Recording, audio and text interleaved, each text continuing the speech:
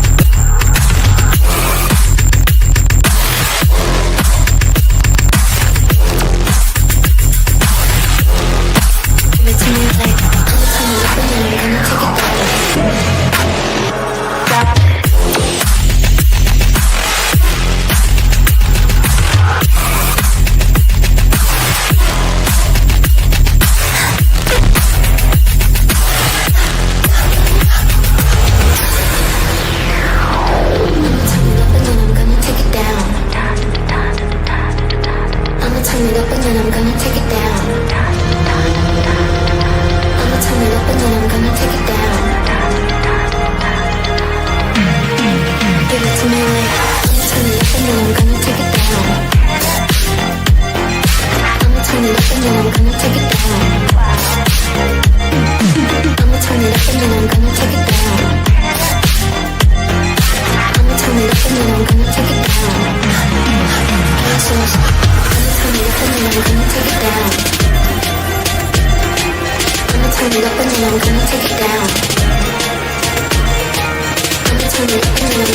it up and then I'm gonna turn it up and then I'm gonna turn it up and then I'ma turn it up and then I'm gonna take it down.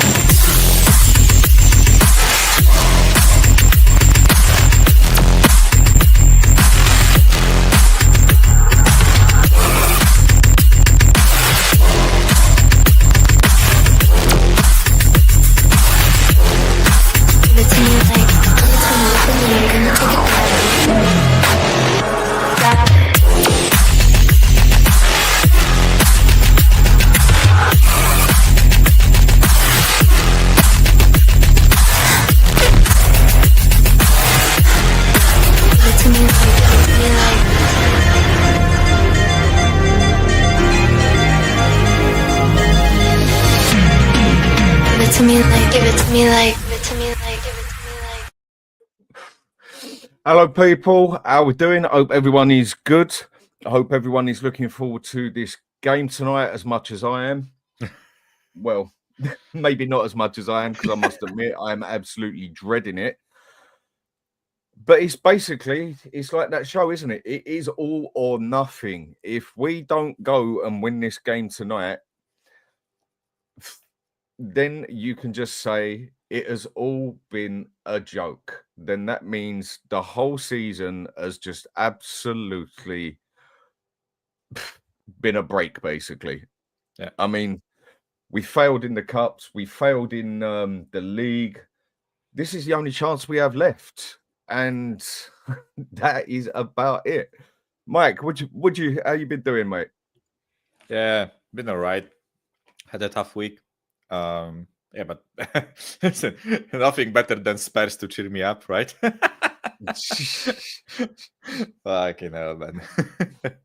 Yeah, I mean, it's all going to be amusing.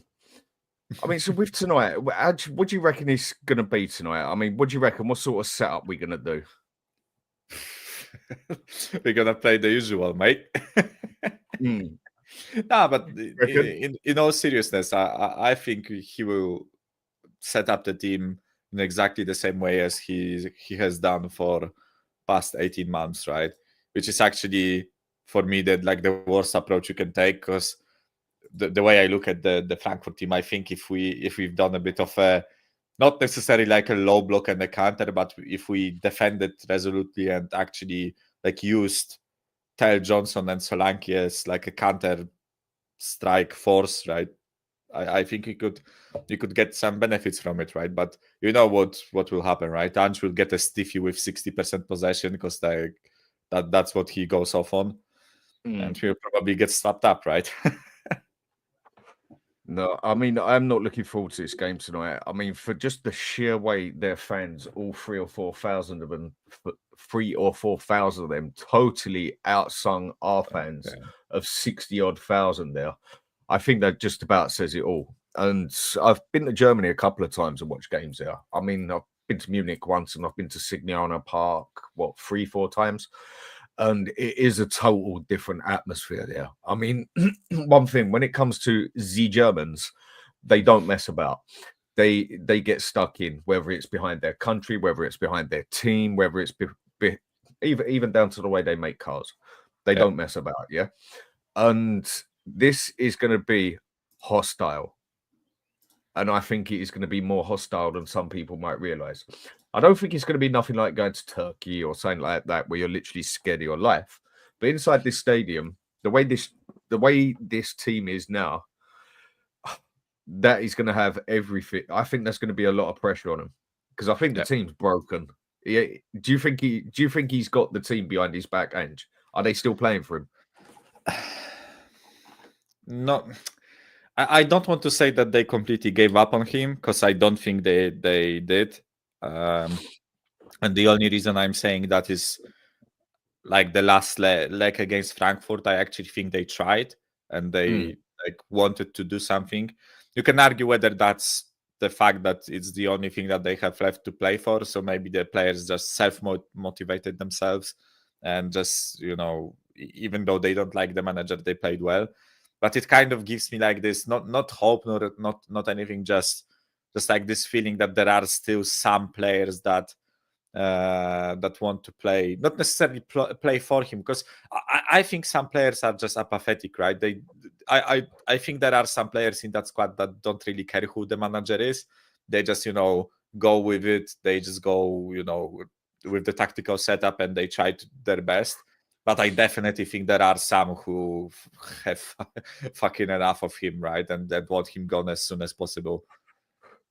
I think it definitely shows with a couple of them. All right, we're getting to that in a minute. I'm just saying hello to a couple of people on the side. Tony, how you doing, mate? Hope everything's good for you. Big up Dan and the guests and the chat. Anna Frankfurt, Spurs 4-1, Ange out, Levy out, Happy Clappers out. 4-1. And then Tony saying, smash that like and subscribe. Make sure you do. Thanks a lot, mate. Philly2109, big up to you. Smash the likes and subscribe. Thank you. James Flower, big up, mate. Hope you're well. Hope you're let me start again or I'll bite my bloody tongue off. Hope you're good as well, mate. And Philly saying hello. And Strawberry Milk, the YouTube stream I never knew I wanted. Let's go. Two of the best Spurs YouTubers. Thanks a lot, mate. Appreciated. And enough saying to get Daniel Levy out, we've got to do something like storm the pitch. Mate, I ain't even going to go into that prick today. I don't even want to know about him. Yeah. And Jake stops. Tonight's result will be a lottery. Yeah, I think it does. And SDF, we need to do what Ajax fans did a couple of years ago. Yeah. As San Antonio Hotspur, hello. That doesn't mean anything. I take it you're replying back to what I said about the fans. Well, a lot of people, if it means nothing, then why is it certain YouTubers and other fans are concerned that we don't get behind our team? If it doesn't mean at the stadium at anything, why are people complaining that we don't get behind the team? Just a question. And KSB, good afternoon, Mr. E. All or nothing for us both, our clubs tonight. I take it you Man U. And Spurs King breaking Real Madrid's top two targets to replace Ancelotti are Jurgen Klopp and Ange. Yeah, believe that was sure. Jurgen Klopp maybe. And KSB, the only Spurs channel I watch, the only bearable fans. Cheers, mate. Appreciated. Ryan, what you saying here, mate? Big up, lads, in the chat. Not even in the slightest bit excited about tonight. I think I have an apathy towards this club at the minute. I know how you feel. I mean, I don't know about you, Mike, but I'm almost at the point like we score and I sort of go, yeah. and it's like, right, I'm counting. I give it about 3 minutes, 30 seconds that you're waiting for the... Has Tottenham got you that much now that you've just not lost hope or faith, but you're just like, I really don't care right now. Just let the season end and we'll start a new one soon enough. Yeah, I'm just apathetic towards the club, right? I've said it plenty of times, right? I just watch us play. I don't see the vision. I don't see hope. I don't see like a plan. I don't see a way this squad evolves under this manager, right? Even yesterday on the North London News Hours, right? We were talking about a possibility of a next Spurs manager, right? And Stefan was asking like about who I would want and all that stuff, right? And I've said to him like, of course I have my preferences, right? I would like maybe this manager more than that manager or whatever, right?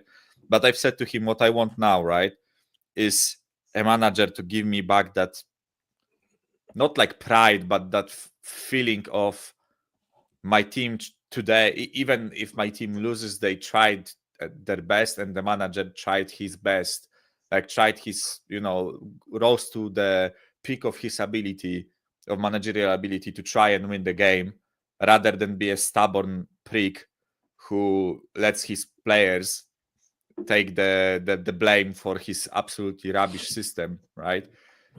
And that's basically how I feel, right? I want to watch games and actually feel like there was a plan and there was some sort of like a vision to play the game, right? And the way we were supposed to be set up, rather than this fucking 11 men forward, inshallah, that just fucking Allah take the wheel and go for it, right? Because that's the way I feel we play right now, right? And I don't like it. I don't think any of us have liked it for a while. Yeah. I mean, I'll go back on a quick one. I said it after the first 7 games. It looks good at the moment, all gung-ho football and that. I said, but this way cannot be played over 38 games in a Premier League. Never. Yeah. Then you get called all the names, obviously. Yeah, maybe it was a bit early to be a bit negative on it. I don't feel I was being negative. I was just being honest on what I was seeing, on how I don't think you can play that way over 38 games. And it proved right. You can't just play gung-ho football like that. I mean, this game tonight, I mean, some are saying we're going to get destroyed tonight. Some are saying we're not. I don't think we're going to get destroyed tonight, but I definitely don't think we're going to come out the winners tonight. I just find that hard to see. I mean, where do you see this game going tonight? Do you think it's even going to make extra time, penalties? Because I've heard a few people say penalties. Nah, listen, the way I analyzed it, right, is I said that if we want to have like a big chance of winning that tie, we would need to take at least 1 goal advantage to their ground, preferably 2, right? But I also said that this team always concedes, right? This bloody team always concedes. We concede Without goals fail. we conceded against Southampton like 1.5 weeks ago, right? And Southampton, like, they are dreadful. So the way I looked at it, right, is if we wanted to win the tie, in my opinion, we would have to win like 3-1 at home, and we drew, right? So now we go into their ground with a level tie, 1-1, and we are going to concede. You just know that we are going to concede, right? And better yet, you know that we will probably concede 2, because that's the way we play, right? We will concede 2 goals. So we need to score 2 goals. Do I see this team scoring 2 goals against Frankfurt in that ground, with that crowd, with the way they play, with the record at their home ground that they have, by the way, because they only been beaten 4 times this season at their home ground. We tried to match them by losing 5 games in a row in December at home. So that is the difference, right? I just don't see us. I don't see us matching their goal output, right? That's why I predicted 3-1 Frankfurt yesterday. But as much as 3-1 sounds like a battering, I don't think it will be a battering. I just think we will be wasteful in front of goal, and they will just pick us off, right? Because of how open we are and how absolutely dreadful, how absolutely dreadful we are set up. I mean, when they come and played us, they definitely play counter-attack, yeah? Yeah. I mean, and I've had a few people say they're going to play a total different way and stuff like that. I don't know. I've just got this funny feeling they're not really going to come out and play much of a different way to how they played against us at Tottenham. For the reason being, I think they're going to be more aggressive, more attacking sort of thing. But I do think they are just going to literally do a slightly more attacking version of what they did. And what is that? Basically sit back, soak up lack of pressure that comes towards you, put the ball down the left or right hand side, open it up, and then just do a dirty, sweaty ball across like you do on FIFA and bang in the back of the net. I mean, why change something? I mean, everybody knows how to play against Spurs. We are so open at the back. It is unbelievable. And that is why I don't necessarily think they're going to come out and come at us with everything they've got. That's more going to be what we do, because is just who we are, mate. That's what we do. And a tactical manager will just look at that and just say, right, we're at home as well. Yeah. We ain't third in the league for no reason. Yes, they hadn't had a good 2 months, but we haven't had a good 18, 19, 20 months. you know, and yeah, I don't think they're going to come at us all guns blazing unless it gets later in the second half. I think they're just going to do what every other club has done, because we're so predictable, like more readable than the game, like just readable than a book. I think they're just going to take what we got and then just catch us on the counter 2 or 3 times. I can see that going 3-1 Frankfurt easy. And they're just going to catch us on a counter. Yeah, exactly right. I think, as you said, I think they will play a slightly more attacking version of what they showed at our ground, right? So I don't think they will like dominate the ball, have 65% possession, play us off the park or anything like that, right? They aren't that type of team. They play in like they play on they utilize quick transitions, right? They like to defend a bit, take the ball off you, and just spring a counter on you, right? Something like we did again under Conte. No, Conte was more defensive than them, but basically what Inter did to Munich last night. Yeah, exactly that, right? Of course, to a worse quality, right? But because Inter are fucking one of the best teams at that ever, right? Under Inzaghi. But yeah, as I said, like I predict a 3-1 scoreline, but this won't be a battering, right? I have to say that, right? Because like it won't be like we have fucking 2 shots on target and one of them goes in luckily, and they have like 25 shots on our goal, 10 on target, and just battered us, and Vicario is the only reason we don't take. Tony did the message in Polish. Yeah, but you know what? Go on, finish what you say, mate. Finish what you say. Yeah. So, by the way, the message says Żywiec, which is one of the Polish beers, right? He says Żywiec is one of the best beers I have ever drank. Big congratulations to you and your future wife. Big up, Tony. Thank you very much. That is one thing I was going to say appreciate too. It. Never. Yeah. Mike never a doubt to his mate. missus, and he's getting married. So congratulations, mate. I mean, just make sure you get a nice golden ball and chain. Because I'm getting I'm getting mixed reviews on the whole marriage thing, right? Some people are congratulating me, the other ones are saying that I've doomed myself. Listen, we will see about that, right? But as I've told you on WhatsApp, right? I've been with her for over 5 years, so it was just a matter of time. And I never had the doubt in my mind. So it was just about picking the right moment, and the moment came, right? Yeah, fair play to you, mate. And good luck. Yeah, and I mean that in the best ways, not being sarcastic. Fair play to you and good luck. But there is one rumor that goes about, is you only really get to know your woman when she becomes your wife. Then you get to know them. But no, best of luck to you, mate, either way. I've been married 3 years. Couldn't have a better woman in that aspect.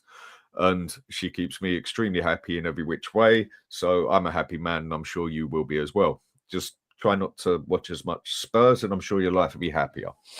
And I mean, seeing with the players, I mean, the other day, I mean, that game we played the other day against Wolves, haven't you noticed that literally I'd say every other, or maybe every other 3 shows, we turn around and say that was absolutely diabolical. That is the worst I've seen us play.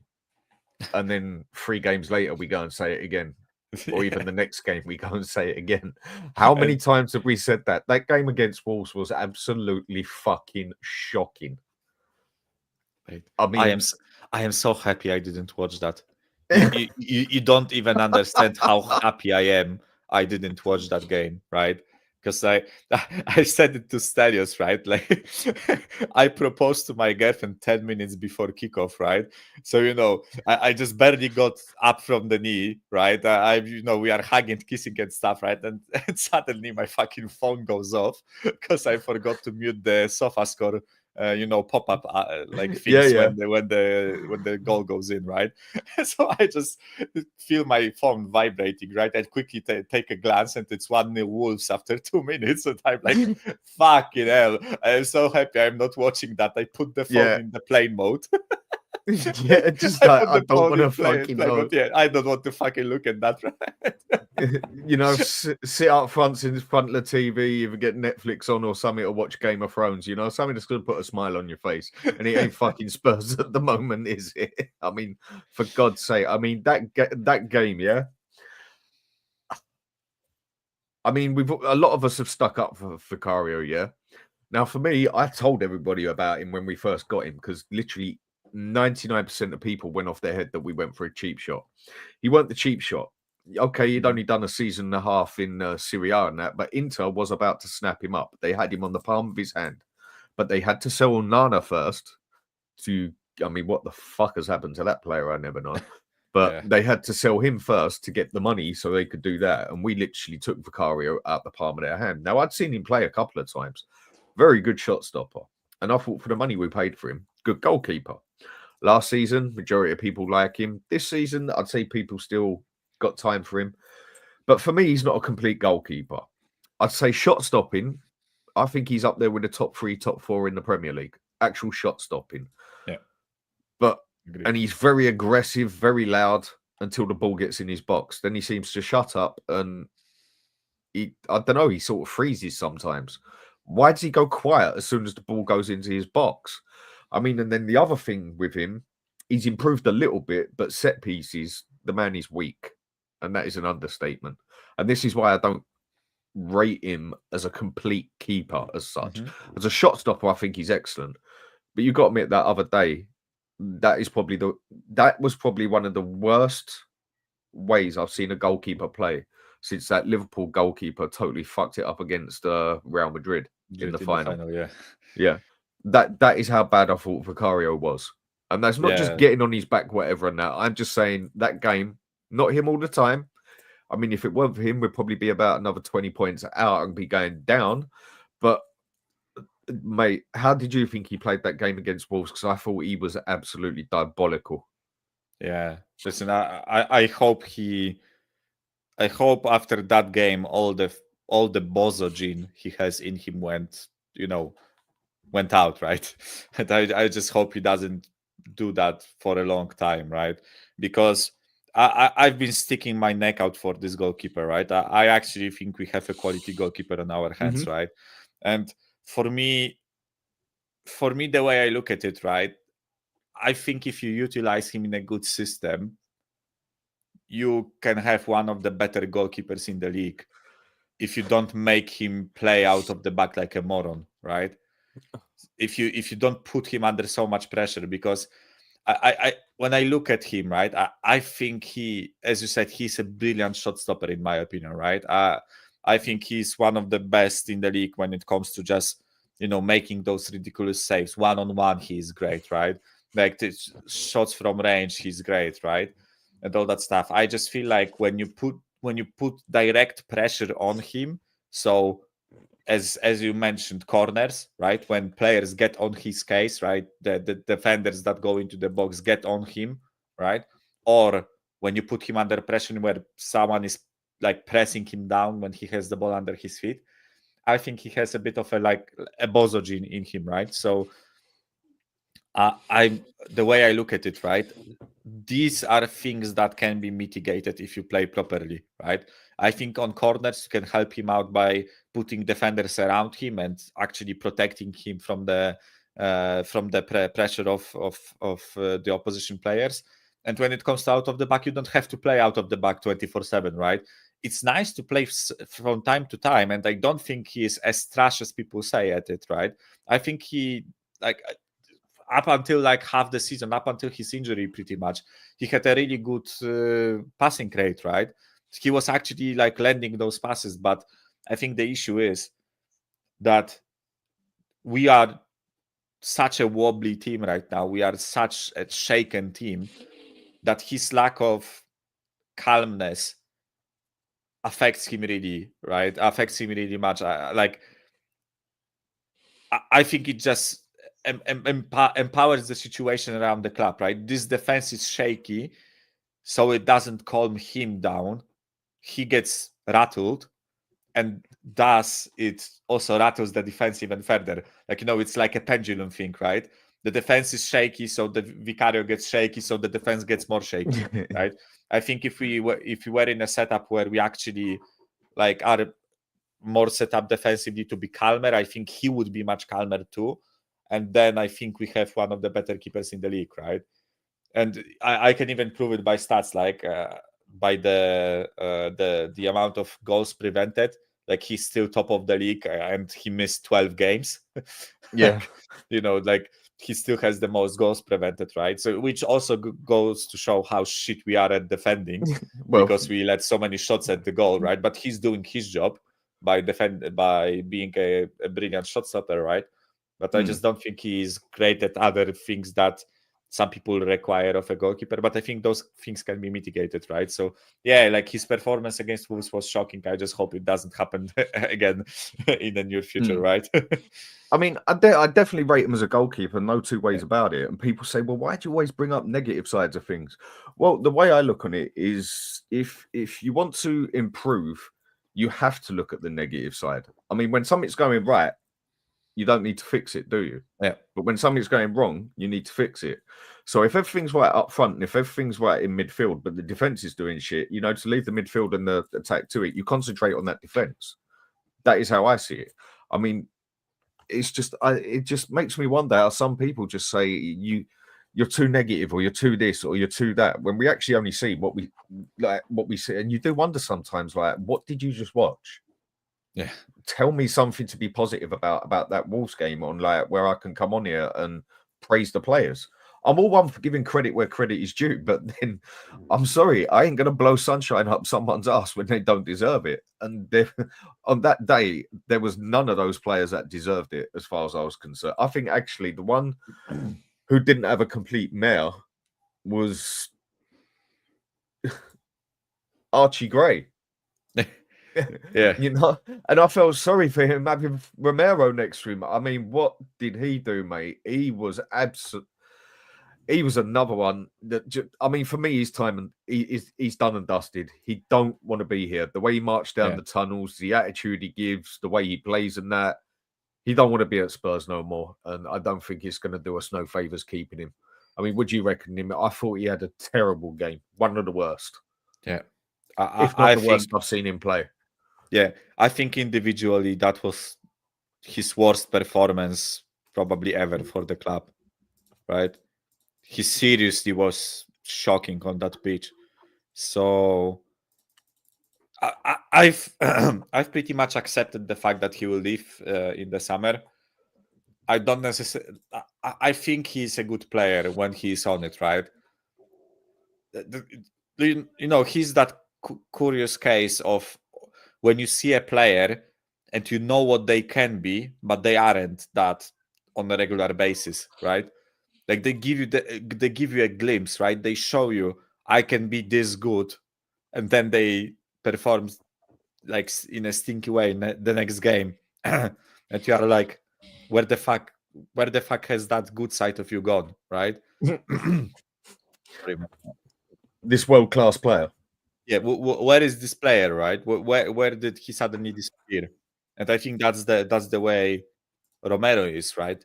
I've seen Romero perform brilliantly on the pitch for us, right? and especially for Argentina, but even for us, I've seen games where he was unplayable as a defender, right? But then those games happen like 3 games spell, then he gets injured, right?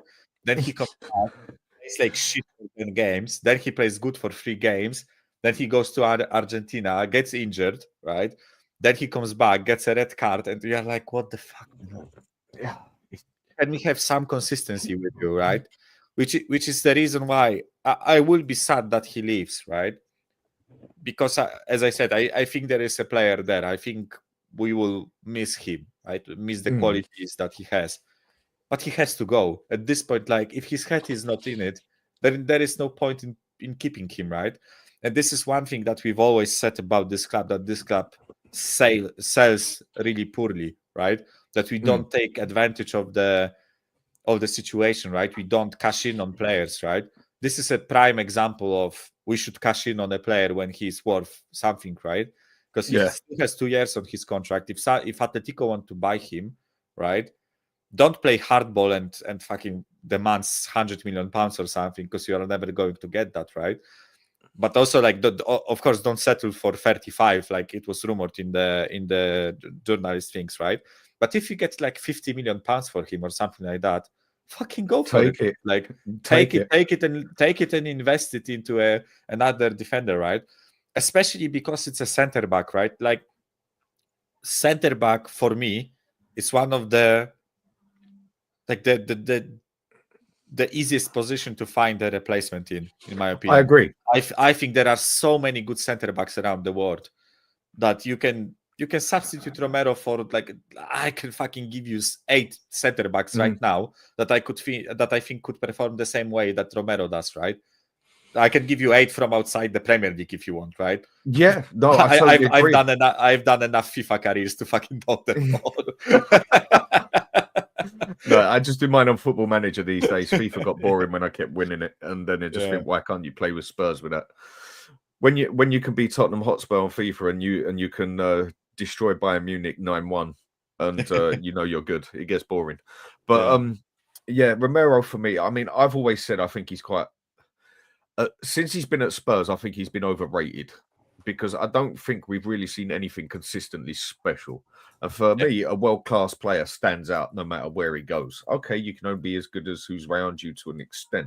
But if you are that good, you will stand up around the crap behind you. You will look that much better. And he doesn't. He really doesn't in general.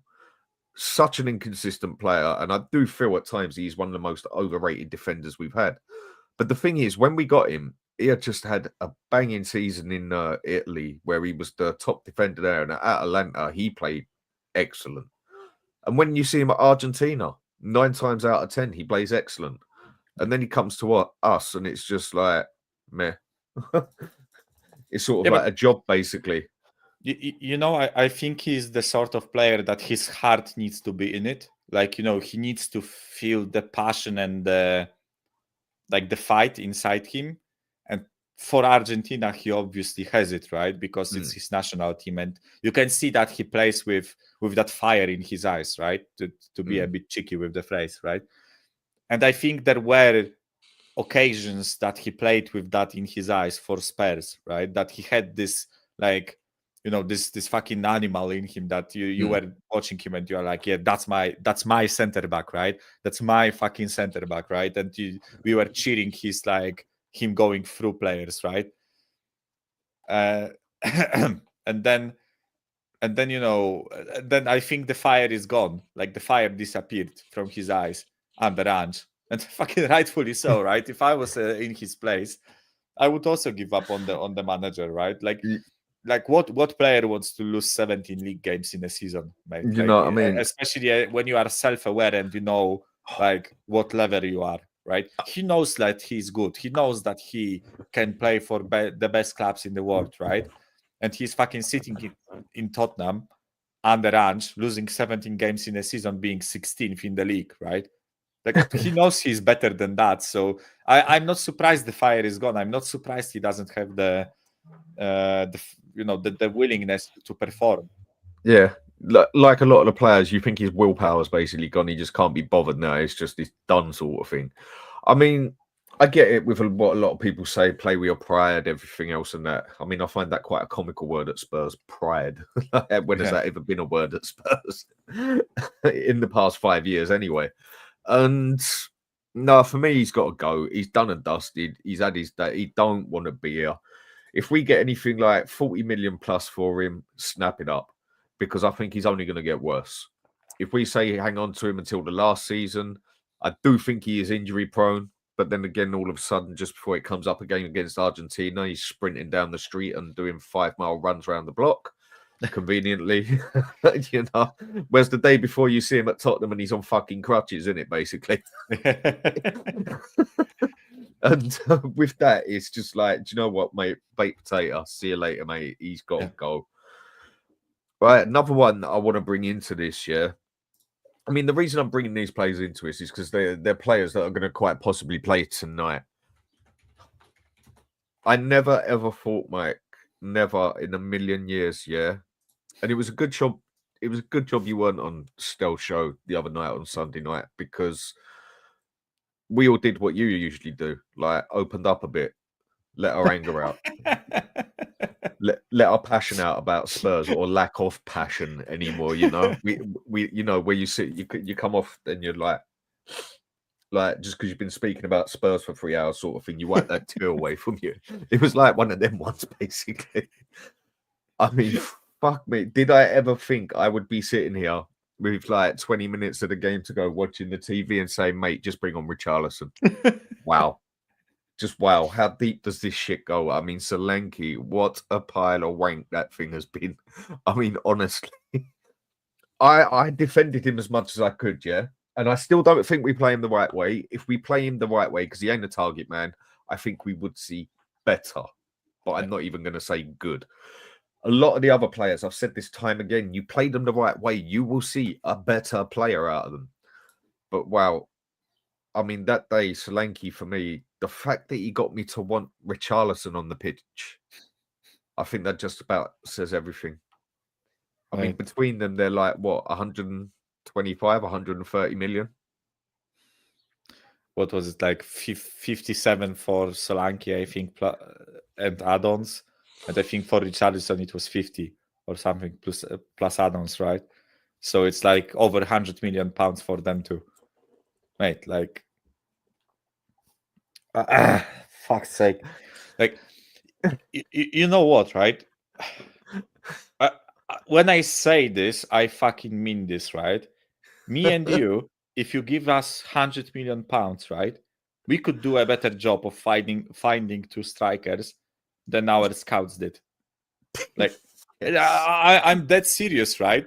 There's no fucking about. I agree. Yeah, I agree. Like, how the fuck do you spend over 100 million pounds and you end up with Richarlison and Solanke, right? Richarlison, I was on this fucker's case from day one, right? I was a frequent guest on We Are Tottenham TV, right? And when we signed Richarlison, I went on there and fucking Simeon was defending. Sim, I'm calling you out. You, Sim, I'm calling you out, right? When we signed Richarlison, I told you he's not the guy, right? I told you he's shit, right? And he was like, oh, give him a chance, give him a chance, give him a chance, right? He scored one fucking goal in his first season. He scored then he scored 11, fair enough, like 11 goals in 11 games, right? And then he went injured for a year, right? And we are here now, right? And with Solanke, I don't want to say I defended the signing, right? But I kind of understood it from the point of view that I feel like when we are in the strikers market, we had a big homegrown problem, right? We didn't have homegrown players. So I felt like they are going to go for an English striker just to help us with the homegrown numbers. And unfortunately, if you look at it, right, out of English strikers, you have Harry Kane, who obviously won't come back to Spurs, right? You have Ollie Watkins, who was playing in the last summer, was in a club in the Champions League, right? That are on a better course than us. You had Ivan Toney, who wanted the bag and went to Saudi. And then the next guy, the next English striker that wasn't a kid, was Solanke, right? So unfortunately, I feel like we kind of like if they wanted an English striker, they kind of had to go for Solanke because there weren't better options on the market. Like now with the context, Liam Delap looks better, right? I would prefer Liam Delap over Solanke. Although to be fair, if we played Liam Delap like we play Solanke at Spurs, he would also struggle most likely, right? But like Liam Delap was the next option after Solanke, right? So you can evaluate it yourself. But I kind of defended the Solanke signing on that basis, right? But now after the season, after seeing him play, he has energy, he presses a lot, right? But he's a fucking striker. He needs to score goals. And he's not scoring goals, right? He needs like 5 or 6 chances to score 1 goal. That's not a striker, mate. Like strikers need to believe, or strikers needs to be clinical, right? Like obviously he's not going to be Kane, but I want at least 1/3 of Kane for that amount of money, right? And I'm not getting that. Oh, mate, it is just shocking. And Wally, what you're saying here, big up Dan to you. Dan met you in the pub on protest day. He sat opposite you at table. Yeah, I know I'm on about. I'm going for the draw tonight and win on penalties. I mean, going back to what we're saying on the, you know what? I'm going to take it back a step. What you said about defenders, yeah?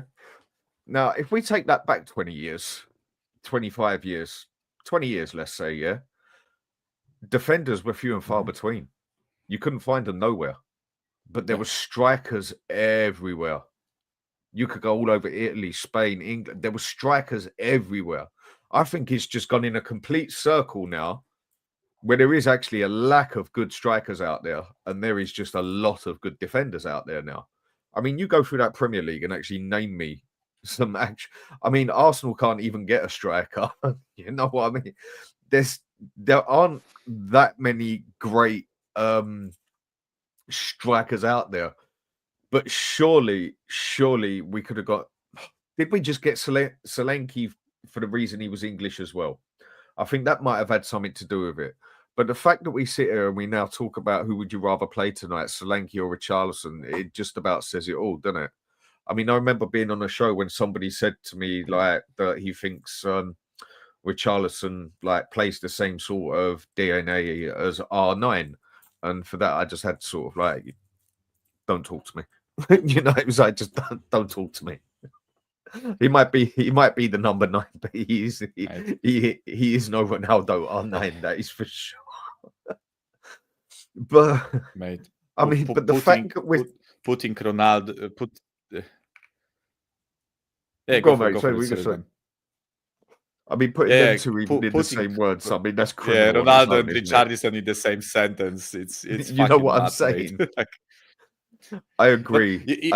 You know what the ironic thing about the whole like defenders and strikers thing is, right? Because I agree with you. I think like back in the day you had great strikers all over the gaff, right?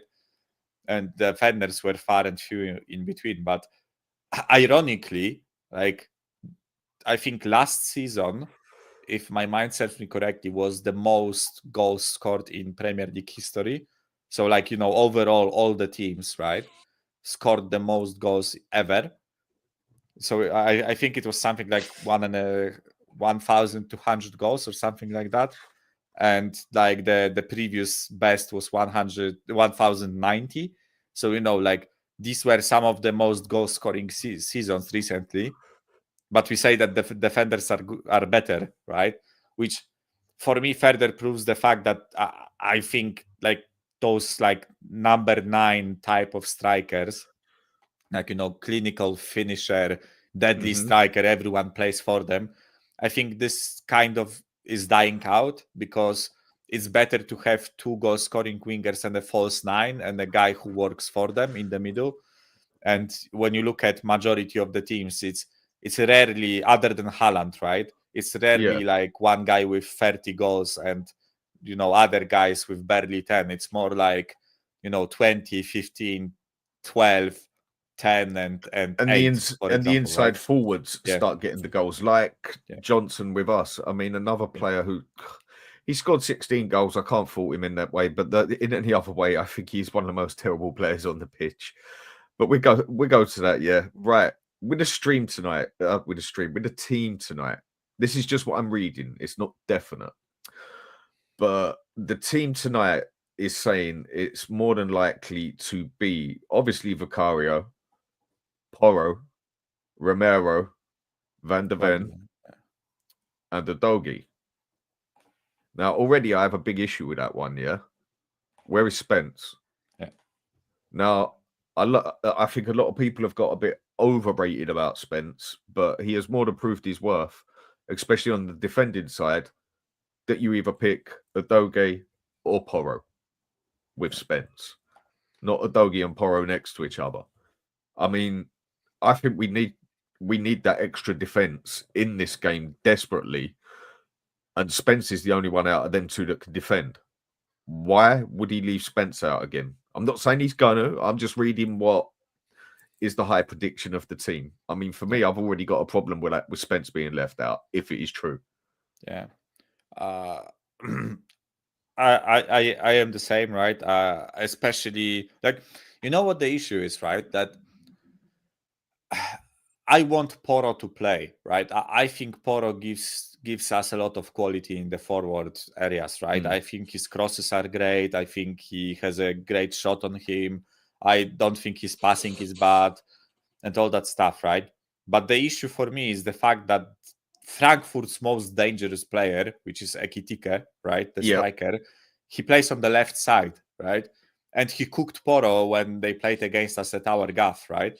So in that sense, I would prefer Spence, right, to be the defensive player there. But I kind of want Porro on the pitch. So yes, I think the best case for me would be Porro and Spence playing as a left back. But then again, like, putting Porro against Ekitike is an issue, right? But if we play Spence and Udogi, then we miss the creativity of Porro. So like, I'm kind of like, not sure what we should do with I mean, with that I'd be right? playing Porro on the right and Spence on the left. Yeah, personally, because I think that's probably I think Adogi has had a horrible season as well. I mean, you can't really put it on any. I think there's only really one player we've got that is actually going to walk off with any sort of pride this year, and God knows how it's going to be Johnson. And that's because he scored 16 goals. So I get that, but again, for me, the player is so lame. But Porro, for me, do you know what? I see him as a poor man's Gareth Bale. And what I mean by that, I don't think I'm putting them on the same levels. Yeah. But like the style of play, like I say, Timo Werner is a poor man's Son. They play the same way. It's just Timo Werner is very shit at it. and Porro, he's not a bad player. For me, ideally, in my choice, like the way they're playing, I'd have Udogi, Spence, and I'd put Porro up on my wing. Yeah. Because I think we could get so much more out of him on that. He can cross the ball. He can pass the ball. He can take a man on in short distance. But then people are saying, where will the goals come from? In the idea of someone like Johnson is our top goal scorer. Yeah. You know what, right? Because Porro, I think Porro is the definition of a player that plays a role that is extinct in the game, pretty much, right? Because in those like good old times where most teams were playing 4-4-2, right? He would be the perfect right-sided midfielder. Yeah. Like, like in that second bank of four on the right side, I think he would be perfect there, right? The only way you substitute that in the modern game, I think, is playing like aggressive wing backs, right? And you can see that because like he comes from Sporting, right? He played for Ruben Amorim, and Amorim he played brilliant there. Yeah, and Amorim plays with three at the back, and he plays with extremely aggressive wing backs, right? They are pretty much his wingers, because like when you look at the Amorim style, it's like left and right wing back. Then it's like two center attacking mids pretty much and the striker, and they form like a five. They have a double pivot and a three, right? So Porro for that role, in my opinion, is perfect, right? But we don't play him that way. And this is why I defend Porro a lot on these shows, and people like have a go at me. Why am I always defending Porro, right? Because I actually think he's a quality player, but he's not a right back. He's not a defender, right? No. And you can fucking see that, right? And this is what infuriates me, right? Because we have a manager who looks at a player like him, right? And he doesn't think to himself, how do I make this guy work in my team, right?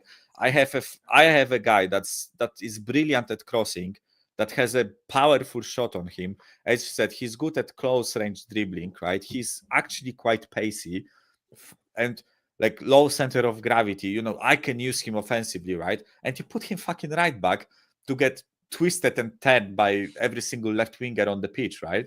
It's like, it infuriates me, right? Because people rightfully criticize him for the lack of defending, right? But I don't think he should be put in a situation where he has to defend as much as he does, right? It absolutely infuriates me. And same thing with Udogie on the left side, by the way. Udogie is a bit better defensively than Porro, but not much, right? But I was going to say not much. Yeah, not much, but Udogie should be the guy that plays the left side of like an attacking back five system, right? Yes. And I think both of them would suit that system perfectly. But unfortunately, we don't play that way because the manager doesn't want to fucking adapt ever, right? Before he came to us, the season before, Udogie had a very, very good season at Udinese. Had a very good season. Same thing with Porro. Overlapping wing back and Porro. This is where, I mean, this manager, he just has not got a Scooby-Doo. He hasn't got a clue on what he is doing, on how to make his game, how to make his team work. I mean, after a year, and you can sort of see that things are starting to go downhill and this team aren't adapting to the way you want to play.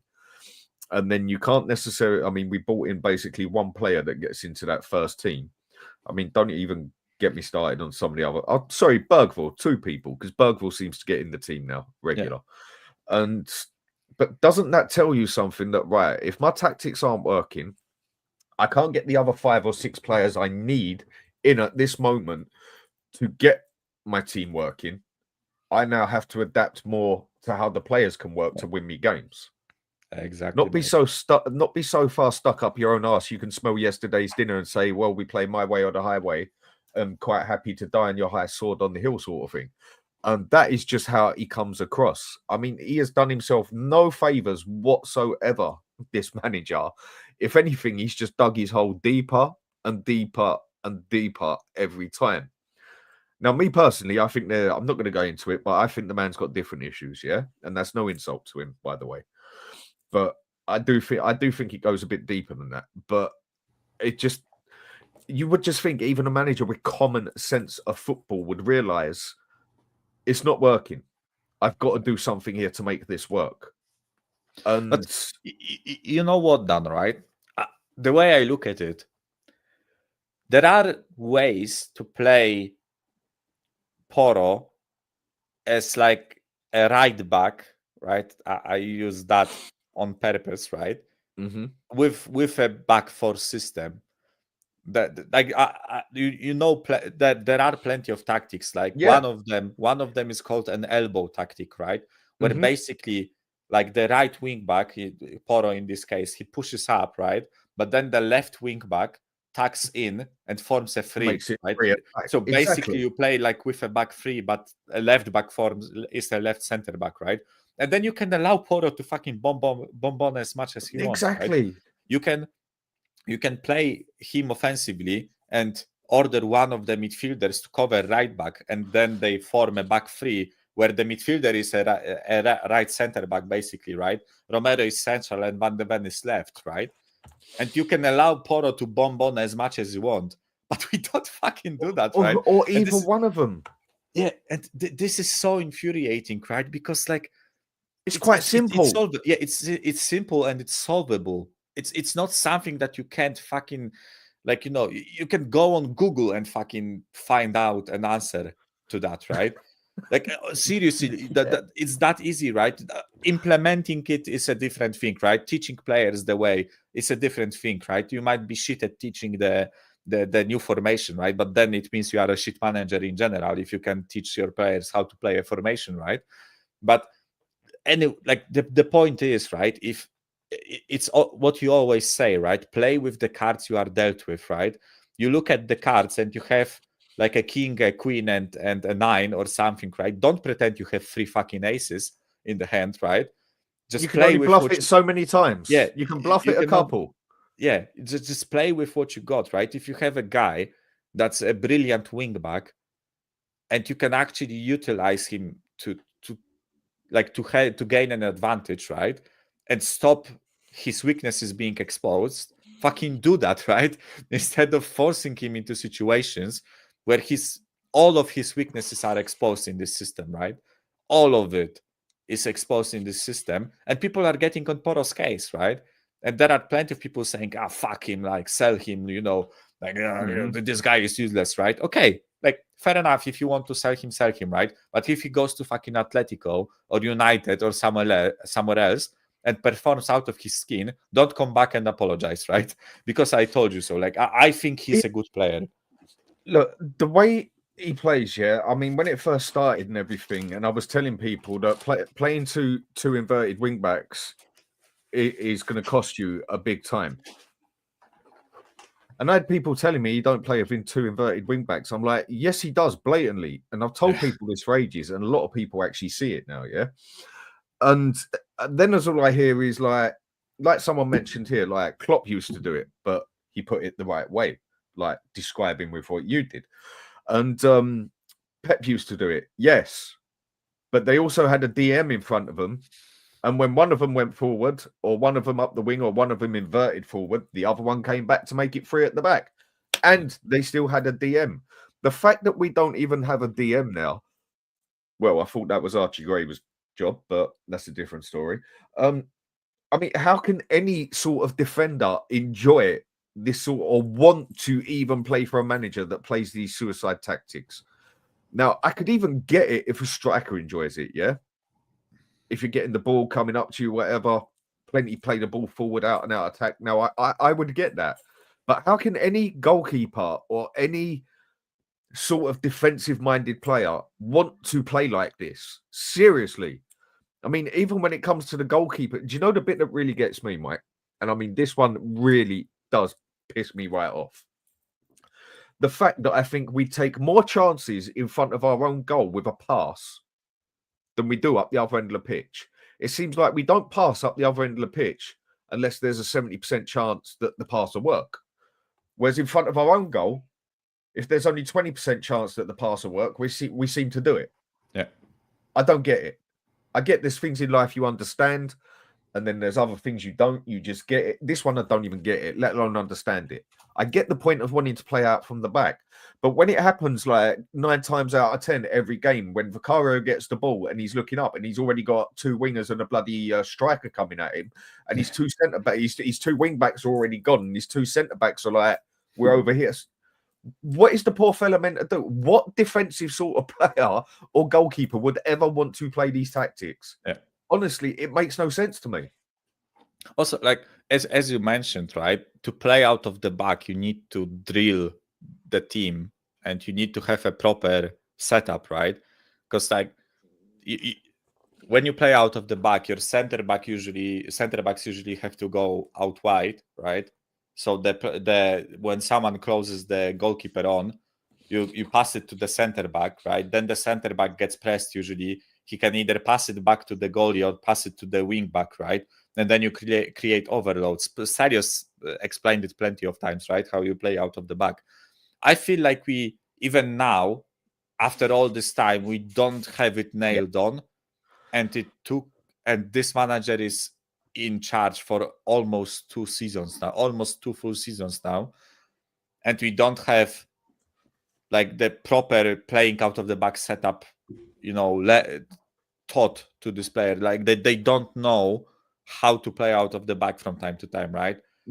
Which is criminal after 2 years, right? After 2 years, those players should know it by heart, right? You should literally be able to walk up to them 4 a.m., right? Just, pitch their nose, wake them up, and they have to be in the position to play out of the back, right? That's the way it should be working.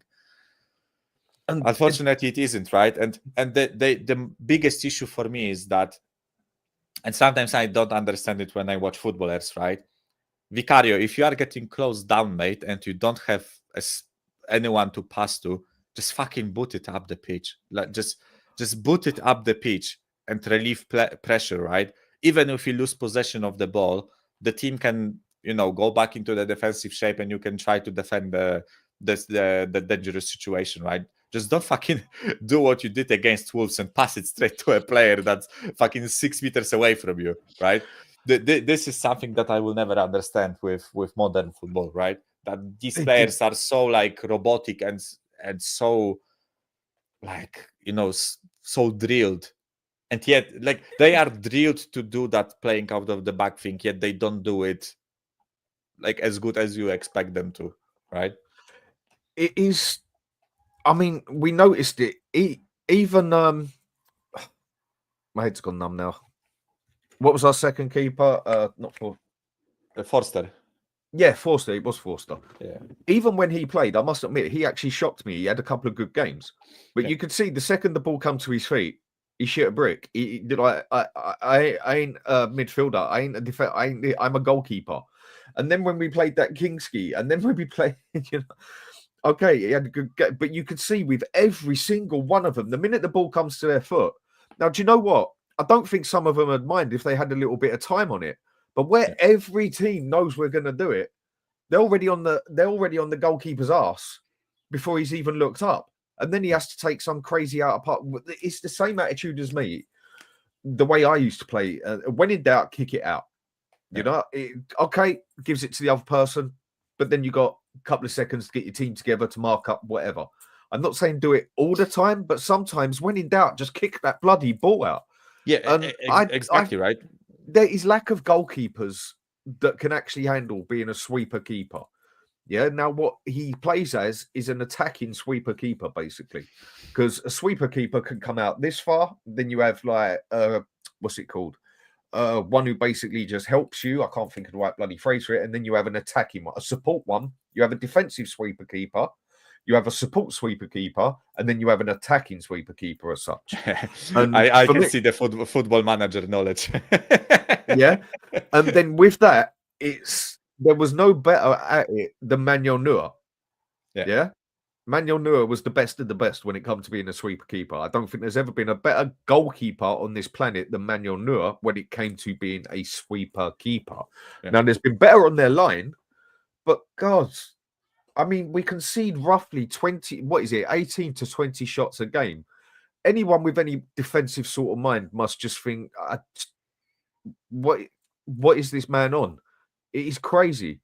So what I do, I go to the midfield. Yeah. Right, predicted tonight. I mean, we've both agreed that centre backs we'd agree with, except Spence would get in there on one of the sides. Yeah. Yeah. It's now saying Lucas Bergvall. Again, these aren't facts. This is just what I'm reading off, and this page usually do get it right. Bentancur and Maddison. Now, for me, that sounds like a bit of a stable midfield. I mean, I know our midfield has been probably as unstable as our bloody defence, but I would say I could deal with that midfield because I think Bergvall's been good when he plays. I don't think he's been as special as people say. The problem I have with him is that you never see anything on the end of it. I think he's a very good player at making himself look very busy, but there's never that killer ball at the end of it or that shot. Whereas in the game before, I actually saw a pass at the end of the trick he was trying, or even a shot. And I think he's pretty much made his name in the first team. Bentancur is just an annoying player now for the sheer fact I just don't think he can play up to the standards that he could before he had his injury. I do think his injury has had a lot to do with how he has gone downhill, basically. But then who else do we have there? I mean, Maddison has to start without fail for me. I mean, we know them two have got issues. I think it's that Maddison confronted him about things and he didn't like it. But then who do you start next to him? I mean, Dietrichs, I'll make you right, mate. And I tried to defend that player. Dietrichs, you were right all the time. He should just be an athletic, long sprint sort of thing, or long distance runner. He's got a brilliant engine on him, but there's nothing else apart from a good shot once in a blue moon. And then you got the choice of Basuma and that. So with that midfield, Do you think he's got it right with that midfield? If this is, we're only going by what I'm reading here, by the way. Yeah. Yeah, I think based on performances, this is probably the midfield to go for. And also, like, I've noticed that for the more important games, this is the midfield he's been defaulting to. Because, like, last game against Frankfurt, we used that midfield. And I think against Chelsea, we did this. No, against Chelsea, I think one of the Sar or Bissouma played. I think. I'm not sure, but basically, like, recently, Bergwall, Bentancur, and Maddison have been the go-to midfield, right? Which I think this is a good choice, right? When it comes to starting, the issue I have with this, right, is the fact that this manager thinks that subbing of Maddison for Sar is a good idea, right? Which is something for the life of me, I can't fucking understand how in this guy's mind Sar for Maddison is a good substitution, right? And I'm going to explain why he thinks that, right? Because I fucking cracked this guy after no 2 years, one else right? can understand this crap, so go for it, mate. I Hopefully fucking you can. cracked this guy after, and this is such borderline stupidity, right? But this guy said, like, at the beginning of his tenure, right? This guy said, I don't play with a 6, an 8, or a 10. I play with 3 midfielders, right? I think he legitimately thinks, right, that all of his midfielders are like the same player, right?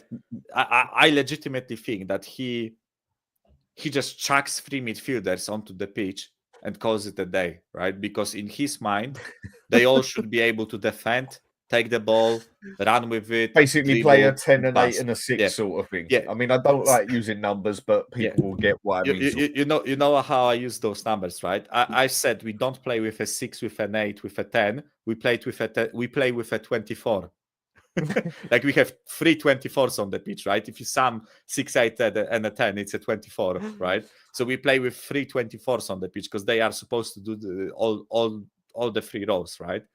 Which is why I think this guy just decides to sub Maddison off for Sar, because in his mind, they are like the same type of player. They are a midfielder, right? A midfielder is supposed to do midfield shit, right?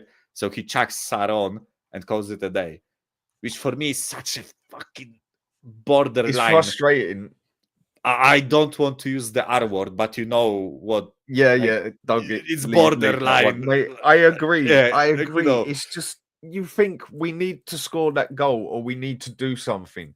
So he goes and either takes Kulusevski off if he's there and Maddison's not playing, or he goes and takes Maddison off.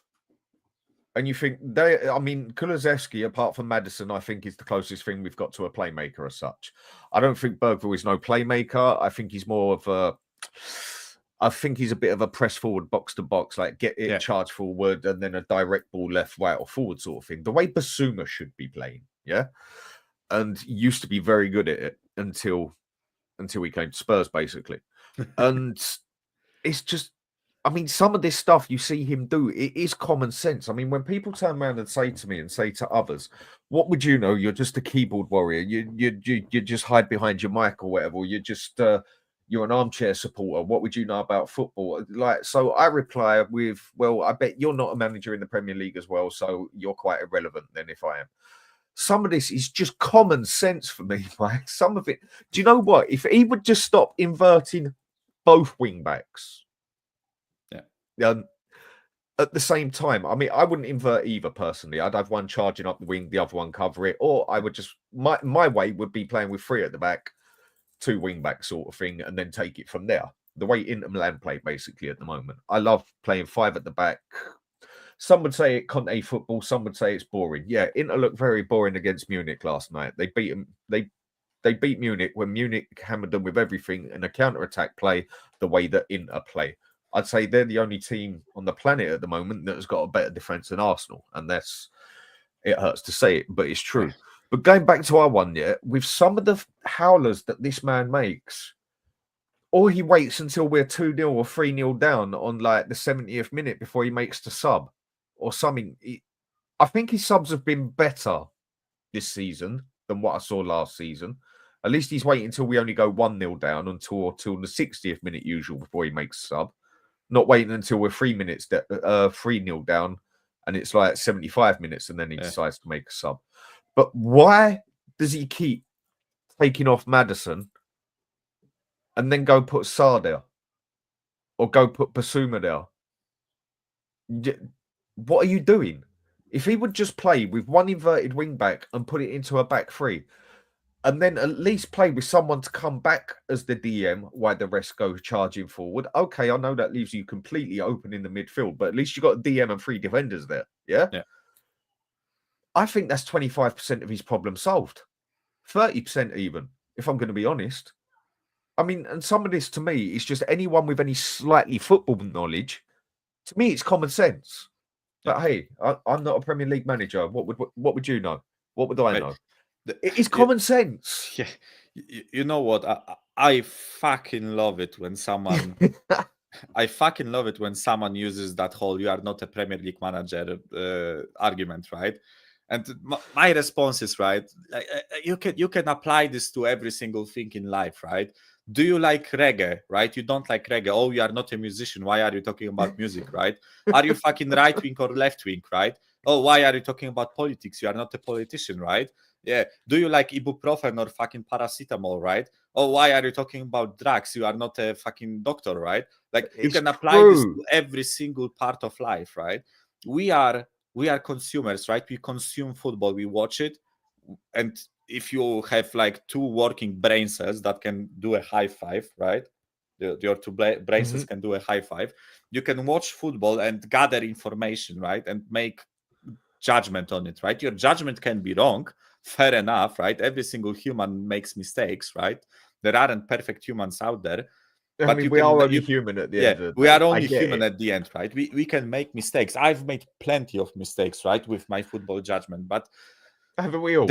And like, but I can see when something is not working, right? And for me, when you lose 17 games in a league season as Tottenham Hotspur, right, which fair enough is not a team to win the league, but it's not a team to be 16th, then something is wrong with the way your team is set up, right? And I can fucking spot that with my eyes, right? And I don't need a UEFA Pro license to notice that, right?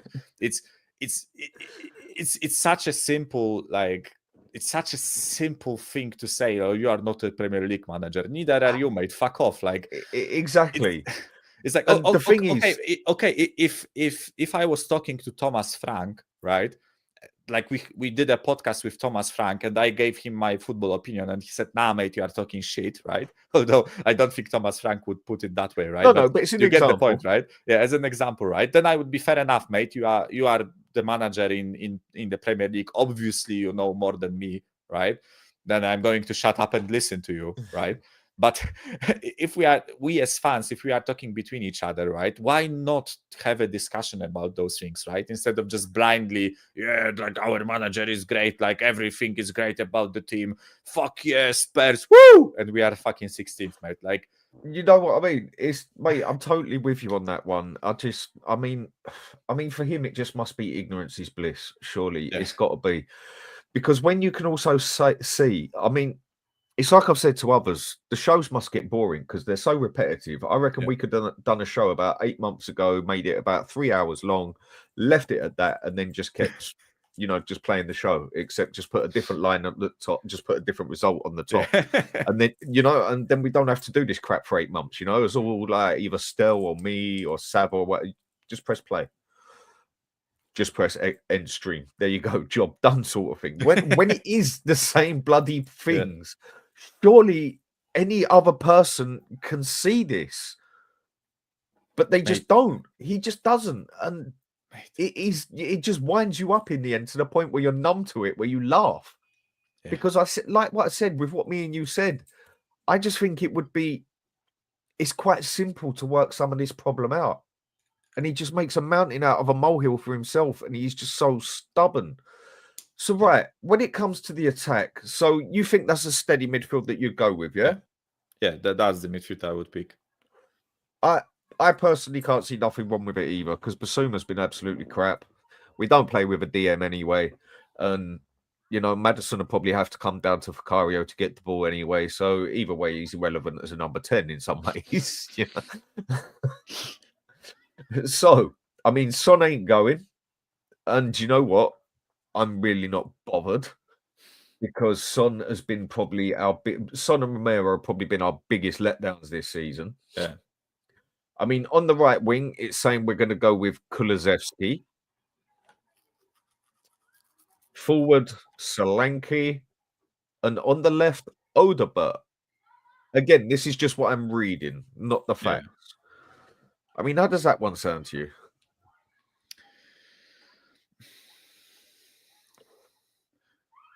I'm happy to see Kulusevski back in the team, right? I think he's a good player. I think he's been one of the better players we had this season, right? I think he got burnt out, basically. Yeah, definitely. By January or February, he was out of it, right? Purely like from the physical point of view, he was out of it. But the guy played like 90 minutes pretty much for like 36 games straight, right? Or something stupid like that. So I'm not surprised he got injured and he burnt out before that, right? But up until that point, he was, I think, the creative spark in the team, and he was like one of the few players where I watched them and I kind of had like, you know, some fun watching them. Even when we were losing, he was like that one player that kind of brought me a bit of joy. And I listen, I know it's not a high bar to set, right? But still, I really like Kulusevski, so I'm happy to see him back in the team, right? I'm just not sure, or let me put it in a different way. I hope he's physically ready to play that game from the beginning. If he's supposed to start, right? I just hope he's physically ready, because this is going to be his first game after coming back, starting, right? Because he played against Wolves. I don't know, mate. I didn't watch the game. He came on against Wolves, right? I think. Or didn't. Who's that? Kulusevski. Kulusevski? No, Yeah. I don't think he did. Okay. So this is going to be his first game, right? If he did, it's because I just forgot the game that much that I can't remember, that I don't want to remember. Yeah, I didn't watch it, right? So that's why I'm asking, right? But anyways, like even if he came on against Wolves, this would be his first game that he starts. So I'm just a bit worried about him, right? I'm just a bit worried that he won't be up to it physically. So again, I'm happy to see him, but if it was Johnson in his place, as much as I think Johnson is shit, right? As much as I think Johnson is fucking trash, I'm not sure if I wouldn't mind. I wouldn't mind Johnson, right? Playing. And then because he has scored goals. Yeah. And with Odegaard and Tell, for me, it's, I don't fucking care which one plays. Like, honestly, they are a bit of a same player for me. Like a lot of wind, not much end product with both of them. And with Solanke, he's been trash, but I'm not sure if I want to see Richarlison. Like Richarlison is trash too. So I'm like, yeah. It is a sort of catch-22 in that one. I mean, when I see that personally, I think if anything, I might take Bergvall out and put Kulusevski there as a bit of muscle in centre mid, and put Johnson on the right. I mean, I never thought I'd be saying this, but then I can also see that when Kulusevski's on the right, Porro doesn't seem to look as bad because Kulusevski actually comes back, whereas Odegaard, Tell, Johnson loses the ball and just looks back and then sort of looks up and just thinks, oh, well, and does. I mean, about the only other player that comes back is maybe Son does it sometimes. Yeah. But he's the only one that actually comes back to support him. So it might actually give Porro a better night tonight because Kulusevski is better at holding the ball usually. And he does come back and back his right back or wing back, whatever. Yeah. So I can see how that works. I mean, whoever we stick on the left, I think Tell's been. So what do I think of the blog manager? I haven't watched him enough to judge him, mate. I've only watched him in one game, and that was against Inter. So I haven't really seen enough of him to judge him. It's got to that point now. Do I want to see Tell play? No. I don't. I mean, why? Why the hell did we go and get another bloody schoolboy for 10 million when we should have, like, on loan, when we should, in my opinion, gone out and got someone in 29, 30, 31, even 33, who's experienced, been there, done it, like we did with Perisic, sort of thing. I think that team needed a bit of knowledge in it, a bit of stability on the pitch. Why didn't we go out and get an experienced player on loan, which I'm sure we could have? Look at Villa. Look at Villa, Asensio and Rashford, and we bring in Tell. And you just think, what was the point? Why don't we just play Mikey Moore there? Yeah. My point exactly, mate. Like, I said it when we signed Tell, right? I said basically verbatim what you said right now, right? Which is, I don't see a point. I don't think he's about like a trash player or anything, right? I just don't see a point of bringing in a guy for 4 months, paying fucking 10 million euros for that, by the way. Let's not forget that, right? We are paying 10 million euros for that loan spell for 4 months of game time. And we bring in a 19-year-old left winger / striker when we have our own who can play there. And we can develop them, and they are already our players. We don't have to pay money for them. And they are probably not on the same stage of career, because Tell played for Bayern a bit, right? And Mikey Moore is just breaking through this season. But I would much rather invest time in Mikey Moore than give Tell game time. And same thing with Odobert, by the way. I said the same thing with Odobert, right? I've been more impressed with Odobert than Tell. And I'm not saying I've even been impressed with Odobert, but when he has played, I think he's looked better than Tell. Yeah. But I also said it with Odobert, right? Again, I don't have anything against the player, right? I don't think he is bad. I don't think he's anything special, but I don't think he's bad, right? But what was the point? Like, especially because in the same window, I would like to remind everyone, we bought Young, right? So you already bought Young. We had Mikey Moore, 2 17, 18-year-old young, prosperous, like talented, apparently wingers, right? Why bring in another 2? What's the point? Like, you just crowd them out, right? And I just pray to God we don't buy Tell in the summer, right? Not because I think he's a bad player. I don't think we need him, and we definitely don't need to spend 50 million euros on him, because this team has many bigger holes than a 19-year-old left winger, right? Can fill. We need to fill holes in the defense, and especially in the midfield. And wasting 50 million euros on a 19-year-old winger is just mind-boggling for me. So I just pray to God we don't buy him.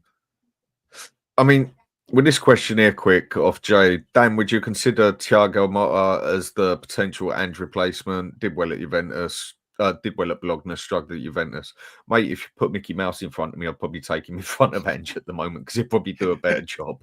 Seriously, get rid of the man and just bring Ryan Mason in. I called this out Christmas, just before Christmas, and people like went off their head at me. I said, you know what, just get rid of him and get in Southgate.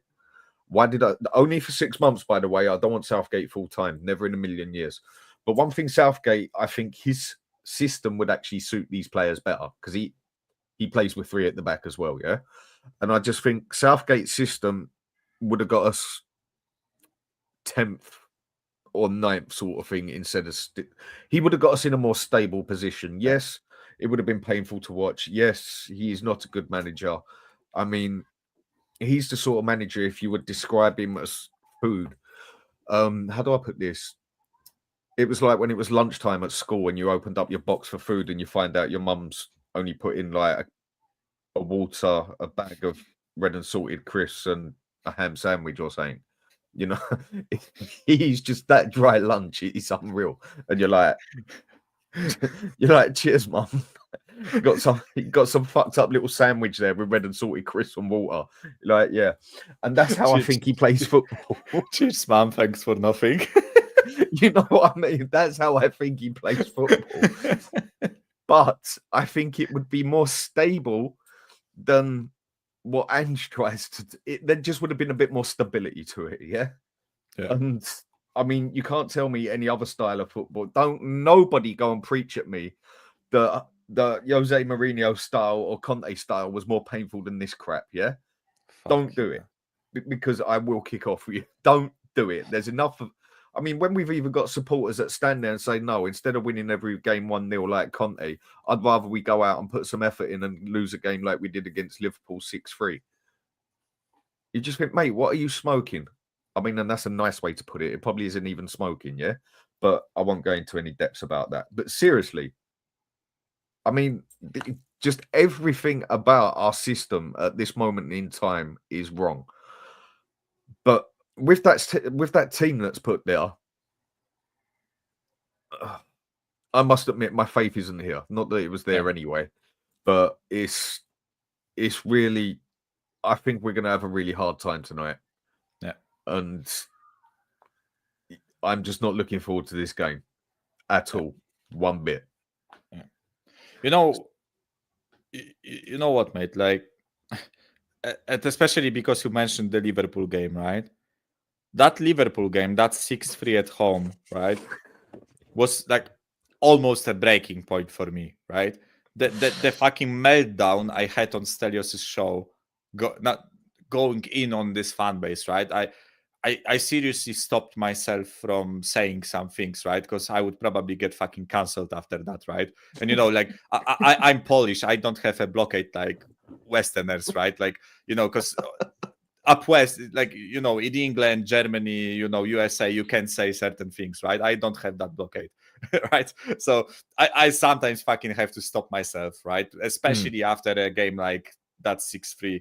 When I know your feeling. I'm the same. Yeah. When I heard this fan base singing the manager's name when we are getting slapped up 5-1 at home, right? Something broke in me, right? And if I was a shameless fucker, right? If I was a shameless little bitch, like many international fans are, right? I would disappear from YouTube and fucking change clubs at that point. I was this close, right? I kid you not, when I was watching that, right? I was like this close to just going, nah, fuck that. Like I'm switching. Enough's enough. Yeah, enough's enough.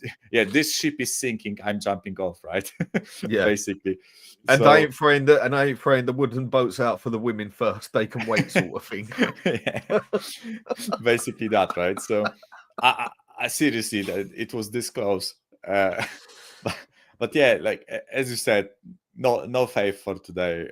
I gave my reasoning earlier when we started the show, right? I just don't think we can match them when it comes to goal scoring, right? I think they have enough about them to score 2 goals against us, and I don't see us scoring 2 goals against them at their ground. No. So I mean, purely on that, right? No, I'm with you on that. Another question I'm going to ask you is, I reckon one of the biggest, like, on the pitch problems, yeah, even if we got the formation right and that, yeah, I reckon one of our biggest problems is, there's an old saying, but I'm going to say it the opposite way round. I think there's too many Indians and not enough Chiefs. Mm-hmm. Whereas usually the saying goes, too many Chiefs, not enough Indians. Yeah. Like if you go put Maradona, Ronaldo, and Messi up front, I don't personally think that could ever work, because just you've got too many Chiefs on there. You've got too many. Yeah, Mbappe, do you get what I'm coming at? Mbappe, Messi, Neymar situation, basically. Yeah, yeah. And I think at Spurs it's the opposite way round. We have no Chiefs on that pitch. I mean, Son, for me, he should never have been a captain in a million years. We all know it's purely there for PR reasons, nothing more, nothing less. Or we all think. I am pretty certain it was, because it couldn't have been for any other reason, surely. And Maddison and Romero, yeah. Now, Romero, for me, was more my captain sort of style, yeah? Like a Roy Keane, Patrick Vieira, Catasso, or them sort of players, yeah? Ramos and all that, like, yeah, that's more my type of captain. One that'll get you up by the throat, slap you in the face, and say, "Pull your finger out your ass and get your act together." I understand how times have changed and how football has got a lot weaker, shall we say, or just people they're just used to being in this bubble and don't want it broken. But I do feel we just have no chiefs on that pitch whatsoever. And one thing I definitely do think we have in our captain and 2 sub vice captains as such, where I have lost a bit of respect. Well, respect. I've lost a bit of thinking Romero's good even more. Is I think them 3 are the 3 bitchiest players on the pitch. Maddison, don't get me wrong, I rate him, I like him, but when he gets moody, he is a little bitch as far as I'm concerned. He turns into that girl who, you know, like asked the boy out and she's used to getting, like, she's always used to getting whatever man she wants, and then someone turns her down and then has a complete meltdown in the middle and starts bringing on social problems. That's how he comes across to me, you know. He's just such a little bitch. I think Son is no better, because as soon as it starts getting hard, he seems to just get bitchy and just walk about with a long face. And then Romero just gets bitchy again. He just go and run up the other end of the pitch and just, or like the other day, he just storms off down the tunnel. I do think we have some very bitchy players in that team. We have no chiefs whatsoever who would pick up one of those players and say, "Get your act together. Come on, boys." I mean, our manager, I mean, the energy vibes that don't come off him, basically. I mean, when we go to a game at 3:00, I think someone needs to stick a solar panel on his head or something, you know, just to put a bit of energy in him. Yeah. Because there's just no energy coming out of him. I mean, you see him shout a couple of times, but you don't see him like curse at the players. No, you're playing crap. Right, get over there. Do this, do that. Yeah. Do you remember Conte? Yeah, Conte exactly. when he had energy, right? Here's an example, quick, Mike. Conte's that sort of person that walks in the room and out of nowhere, everyone turns their head. Yeah. You just know he's there. Whereas Ange could walk into a room and probably stand next to you. It'd be there 20 minutes and you still wouldn't know he's there. You get where I'm coming from here? Yeah. There's just no, I mean, all this aura, whatever you want to call it, there is just no energy coming off him towards the players. I mean, the players must get more excited about being allowed to have ketchup on their chips, and that's about it. I don't know how else to put it without coming across really aggressive, because there's a few more things I can say, but I won't. Yeah. You know what, with the leaders and captains thing, right? One thing I will kind of defend, like the choice of Son, right, is the fact that he, at the time of choosing, right, at the time when Ange came in, was the player with the longest, like, you know, he was the longest serving player for the team, and not counting Davies, but Davies is not a starter, right? So out of the starting players, he has been the one with the longest game time in the team, and also one of the older ones, right? Because he's, I think he's like the second or third oldest player in the team. So based on that, I kind of understand the choice of Son, right?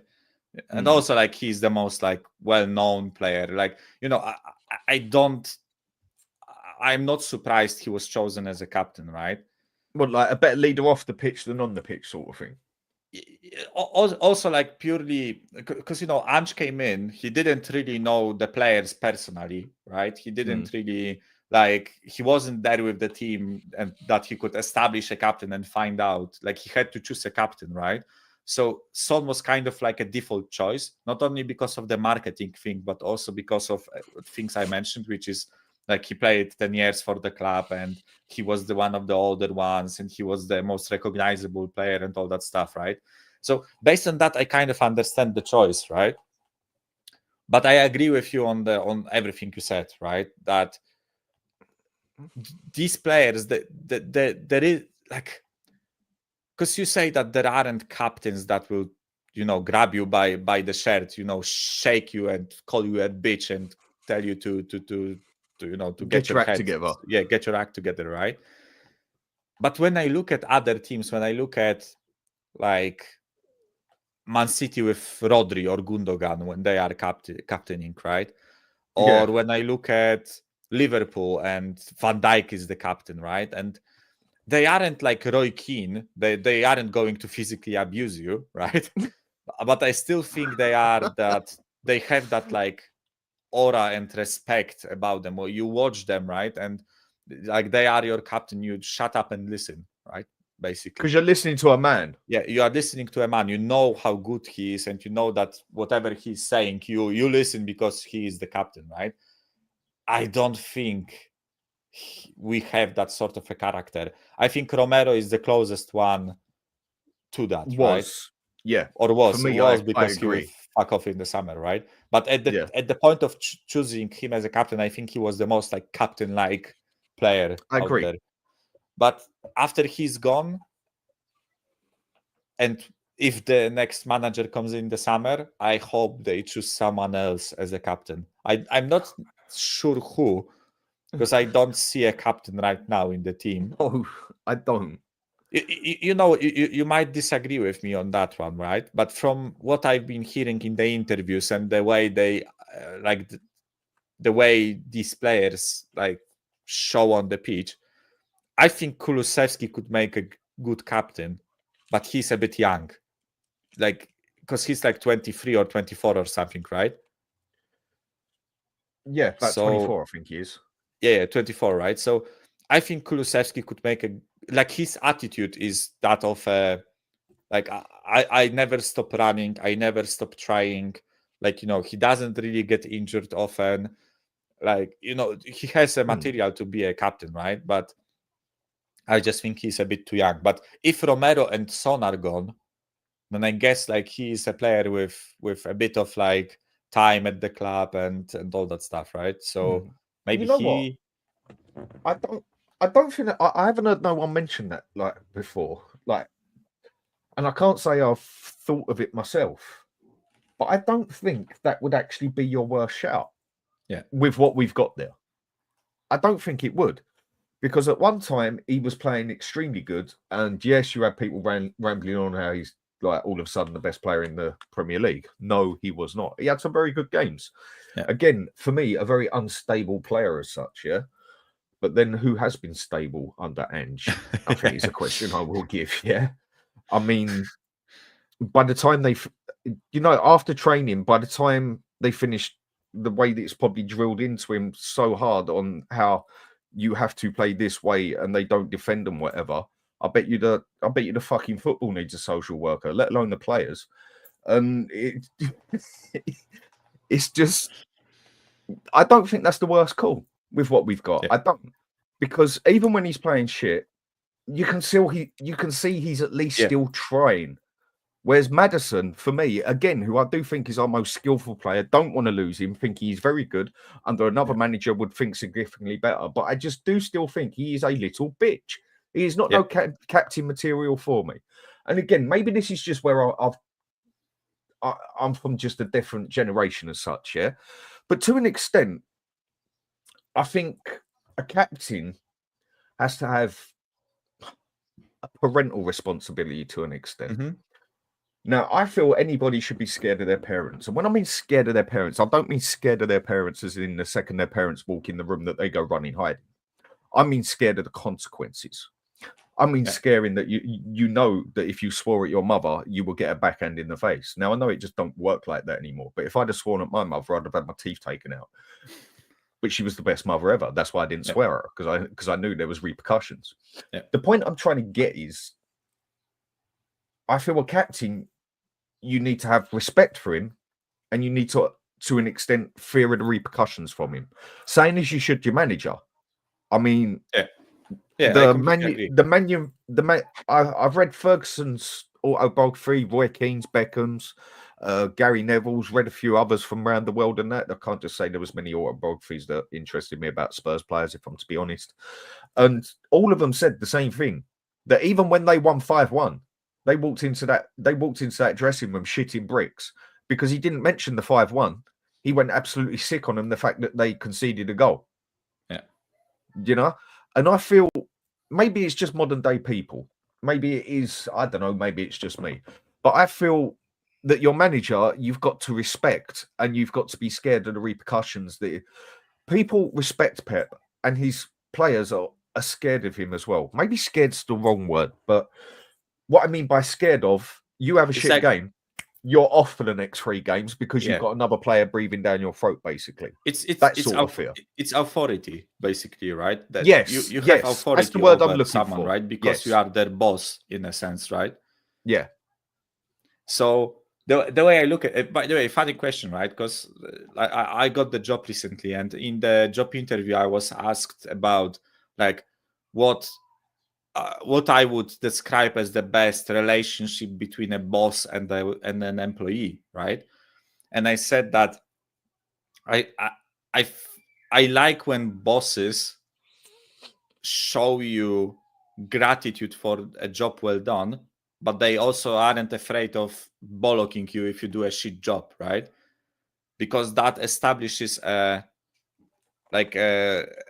connection between an employee and a boss, where if you do something good, you will get the benefits, right? Yes.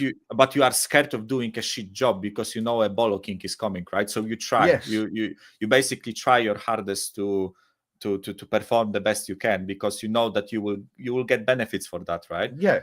And so in that essence, you can do the same thing with managers and players, right? Like the manager has to have like some sort of authority over his players, right? Because if players aren't scared of the repercussions, right? If a player can, I know I can drop a stinker and nothing happens to me because I know I will play the next week because I'm too big. This manager can drop me, right? Then naturally, like humans are lazy beings, right? If we don't have to work, we don't work, right? We try to do things if we can get away with it the easy way, with the least amount of resistance, right? Yeah. Why you work try 10 to go miles through, when you can walk 8? I get you. Go on. Sorry. Exactly, right? So that's the same thing with captains, right? I think these are the guys that, when a player scores a goal, a captain should be the guy walking up to them, giving them a big hug, fucking slapping them on the chest, like, you are the fucking guy, like, well done, and all that stuff, right? But if you fuck up, your captain should be the guy to walk up to you and tell you, what the fuck have you done? Before the manager comes to you, and then you're going to get the bollocking off of him as well. Exactly, right? So that's the way I look at things, right? And unfortunately, I don't think we have that either in the captain and the manager, right? Because also with the captain shout, by the way, I also think Vicario could be a good captain, but I just don't like goalkeeper captains. That's the same as me. That's why I said Kulusevski for me, because I think Kulusevski has that attitude about him. If he was given a captain's armband, and he grew a bit older, because as I said, he's 24, right? So if he was like 26 or something, I think he would have the balls to walk up to a player and tell them to fucking sort their shit out, right? And if you pair that with a manager who can also do that, then I think you raise the overall level of the play. Exactly. It's like, again, I go back to the parents thing. Maybe scared was the wrong thing, but I had that respect and also scare of my parents that I knew if I was 1 minute late in at 5 o'clock when I was 11 years old, I was grounded for a week, a whole week. If I was 1 minute late, I keep playing football down the park. Right, it takes me 5 minutes to get home, and then next minute, I got 3 minutes to get home. I sprinted all the way home, and I got in early. Otherwise, I was grounded for a week. Yeah. And that's basically what I'm coming across as. It's just we got too many little bitches on that pitch, I think. And I definitely, like I said, I do think Maddison is definitely one of them. But there's no authority in our team at all. The captain, just please don't no one try and tell me that he's got the respect of the team and whatever. It doesn't look like it anyway. And he was the one, what was it he said? I don't want to buy captains. I make captains, or something along those lines. Yeah. So he was asked about leadership, right? And he said you either buy them or you develop them, right? And I would rather develop the captains, right?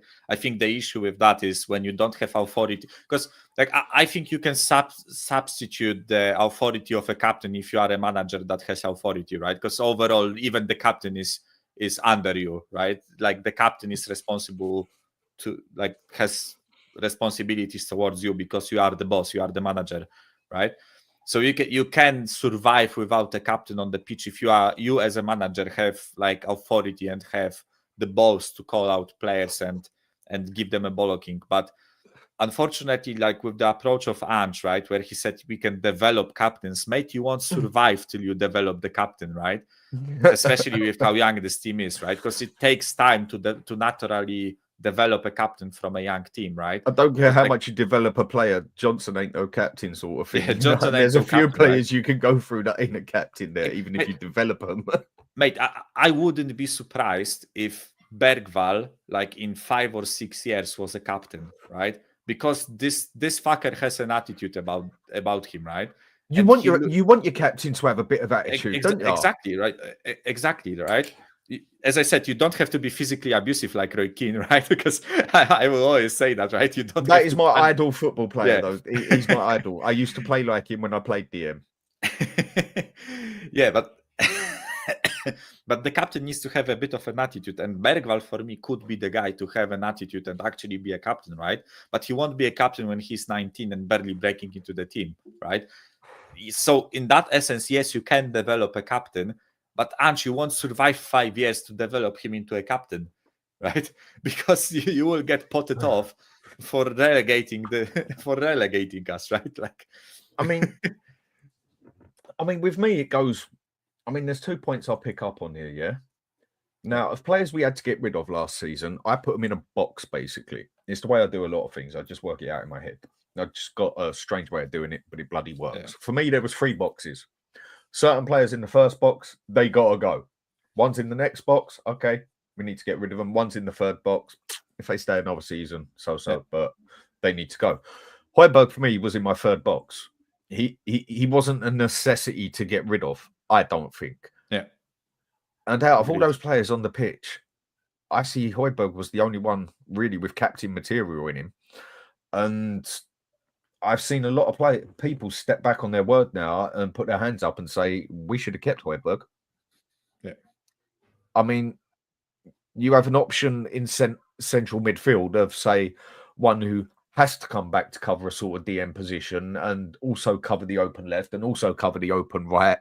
But he's also meant to be playing 8 and 10 at the same time.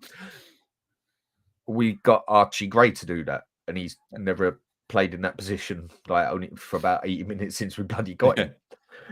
And the other point of it I'll make is Kane.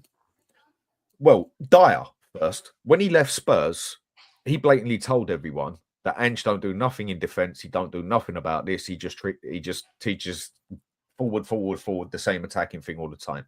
And everyone just said, no, Dyer, you're a crap player. You're a moody little bitch. We don't believe you. Yeah, he was a pretty crap player for us, but at Munich, I think he's looked pretty good, if you ask me. I mean, yes, significantly round better players, but he has actually played well there. And then I think Harry Kane smashed the nail on the head when he had that interview and said, when we lost at Spurs, it was sort of, sorry, boys, you can win the next one. And then when we lost twice at Spurs, it was like, oh, don't worry, boys, we'll do the next one. When you lost the game at Munich, it was like the whole thing just went up. You were scared to lose a game. And I think Harry Kane put that perfect. I mean, what do you think? Do you just think it's just too nice in there? Overall sort of thing, just too bloody nice. Definitely. We raised that thing plenty of times, right? That there is no winning mentality in the team, right?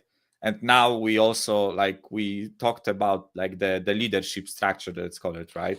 So I fucking work for a corporate right now, right? So I can fucking tell you how it works, right? I have a team leader. The team leader has a manager over them. A manager has a CEO. A CEO has someone, and then you go through the ladder, right? So the ladder with us is like you are a normal player, then you have a captain, then you have a manager, and then you have the owner, right? And now we go on to the third step of the ladder, which is the ownership when it comes to things like leadership and the passion and the drive to win and all that stuff, right? This is where it comes from, right? Because at Bayern, if you don't win a trophy at Bayern, it's a failure, right? You don't win that league, it's a colossus failure. You usually get sacked for that, right? Kompany is one of the few managers that survived not winning the league and keeping his. No, sorry, is it his first season or a second season? No, this is his first season.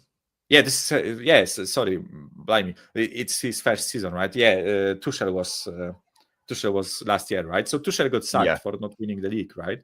Rightfully so, by the way, because this is Bayern, this is the standard, right? I know the context of a league is different, right? You cannot have a context of you have to win a league at Spurs, right? Because then we would be sacking a manager every single year because we don't win the league, right? but we ain't Bayern Munich. But you get the point, right? Like, yes.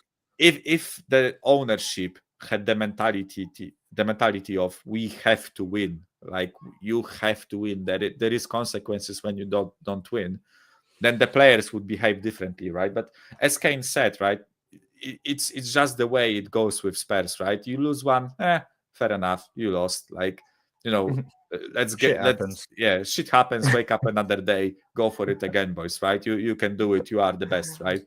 Basically, like a happy clappy, like fucking, brush your own head type of stuff, right? But. And also with Eric Dyer, by the way, it's funny you mentioned him, right? Because I said something controversial a bit, right? But I also said something about the players that we have currently at the club, right? As much as I think Eric Dyer was an absolutely dreadful player for like 80% of his Spurs career, right? He was best at DM. When they played in DM, he even looked good at England. Yeah. But one thing I cannot take away from him is the fact that he loved the club and he was willing to die for it on the pitch, right? Mm-hmm. He was the guy. If someone squared up to one of our players, Eric Dyer was in their face immediately, right? And I know it's a simple thing to say things like that, like and to rate things like that, right? But you need a bit of that in a team. You need a bit of that, like, passion and that love and that something else other than just skill and tactics, right? You need like an additional like 5% that can get you over the line. And I just watched this team and I don't think we have players like that, right? So Son doesn't have the character to do that, right? Romero could have a character to do that, and there were games in previous seasons where he did that, but he doesn't care anymore. Maddison, he doesn't have the character for that, right? You say Bentancur kind of does, but Bentancur, like, he's out of the team for half the season, right? And then we have youngsters who barely started playing for us, right? So they obviously don't have the connection with the club, with the fans, like some of the older heads do, right? This is just, we are lacking that, right? No, do you know what? When it comes to passion, I agree with that so much, and we lack it so much. Look, I haven't got the best way of describing things, so I'll try and describe it, yeah? For me, passion and being a bit of a gentleman, and I ain't great at it. I ain't. I've just got my own way of doing things, yeah? Yeah. Now, I really don't dig Valentine's Day and all that shit, yeah? To me, it's just another fucking day, yeah? But still, my wife does. So, we go out on a meal. She comes back, and I'll have roses sitting on the table. I mean, my wife's taught me how to do a lot of this, by the way, yeah? White ones, red ones, pink ones, whatever, yeah? And then there'll be a drink she loves on the table. But she's not a red wine drinker, but red wine. Let's just say red wine, an example, yeah? And then when we walk into the bedroom, there'll be Ferrero Rochers on the table, over the bed, because I know she loves Ferrero Rochers, and so do I, so it'd be a bit of a fight. The passion in this team, I would have just taken out my woman, like my wife, to a place, where we've had a lovely steak and everything else. It's building up for the passion indoors. People know where I'm going here. The passion in this team is sort of like you take your woman down to fucking McDonald's. You come home, there's a cup of tea on the table, and you take her into the bedroom, and there's like celebrations on the table, on the bed, sort of thing. That is about the passion inside. Does anyone get what I'm trying to say here? That is just not, And you give her the best 90 seconds of her life after that. You get what I mean? You didn't even drop a pill to make it a longer night as such. It's just like oops. Oh well, go to sleep. Fart and roll over in it. Yeah, Angie left your socks on. But you're gonna sort yourself out, honey. you know what I mean? Like, and the cup of tea you made still had the tea bag in it because you forgot. It's just that is the passion we have at Spurs. Yeah. It is absolutely there is just none of it, basically, is there? There is no excitement there. There is no passion there. And people say, how can you support a club that you despise so much? I support Spurs. I do not support Ange Postecoglou. I do not support Harry Kane. I do, even though he's not at the club. I do not support Son. I do not support Romero. I support Spurs. I want what is best for Spurs, and I want us to win. And yeah, I get moody when we don't win. Yeah, I get moody when things are going wrong. Consistently, for 20 odd months, I get moody and stuff, and I will just say how shit the team is when it is shit, and when it plays well, I will blow sunshine up its arse and said, you know what? Fair play. Like when we beat City. But the problem is you just knew what was coming the next game. Yeah. You sort of just knew it. And okay, if you want to be, for me, that's just support is when you're telling someone how it is. Backing someone up is just telling them how it is, making it, but trying to get them better. I mean, the other example I use my daughter on here. It's like when she was a teenager, I didn't like her. Like when she was 13 to 16, 17, I didn't like her at all. Loved her to bits. Would still bend over backwards and break my fucking legs to do what I had to do to help her. I would still support and back her, but I didn't like her. But I still loved her. And I think this is what a lot of people are like with Spurs. They don't like Spurs. They don't like anything about it anymore, really. But they still love the club. But what I call support is when you do the right thing and you want your club to win as such. Same as I love my daughter and I back my daughter. But if she falls in love with this little crackhead man, you know, who's got a big issue and whatever, what? Because I love my daughter, am I now going to stand here and go, I support you and back her and just get a let with this crackhead? Yeah? No. Yeah. No. She gets told once by me, he goes. She says, no, Dad, it's my choice. Fine. Next thing you know, she'll never get a phone number off him or he'd never have a phone again because he'd be dug in the back garden or something, you know? You do what you got to do as a dad in that aspect. If your mate is getting it wrong, you don't just back him up and tell him, oh, no, it's all cool, everything's going right. You tell him straight, no, mate, get your act together. Come on, you can do better. Yeah. But at Spurs, we just seem to be, a lot of supporters seem to think we're just sort of, it's okay, boys, you know, like tap, tap, tap, tap. It's okay, darling. It's all right, sweetheart. Go on, go play foot. We might as well play with fucking unicorns on the pitch. You know, it's just, the whole thing just goes over my head sometimes, the way that people look at it. Also, each to their own. Yeah. You know? You know, that also like, the way I look at it, right? And it's going to be funny. I wonder how she reacts, right? Because I will say something like about my girlfriend. She definitely hears me, right? Because she came back home. But I love you. But you know, as you know, I've been struggling with finding a job recently, right? It's been a long time like that, right? I couldn't find a job after my university for over a year. Right. And I was just trying to find a job at IT. But there came a certain point where after a few months where I started acting like a bitch, right? Basically, like, you know, I started sulking. I lost all the all the motivation. You know, I wasn't really searching the job pages, right?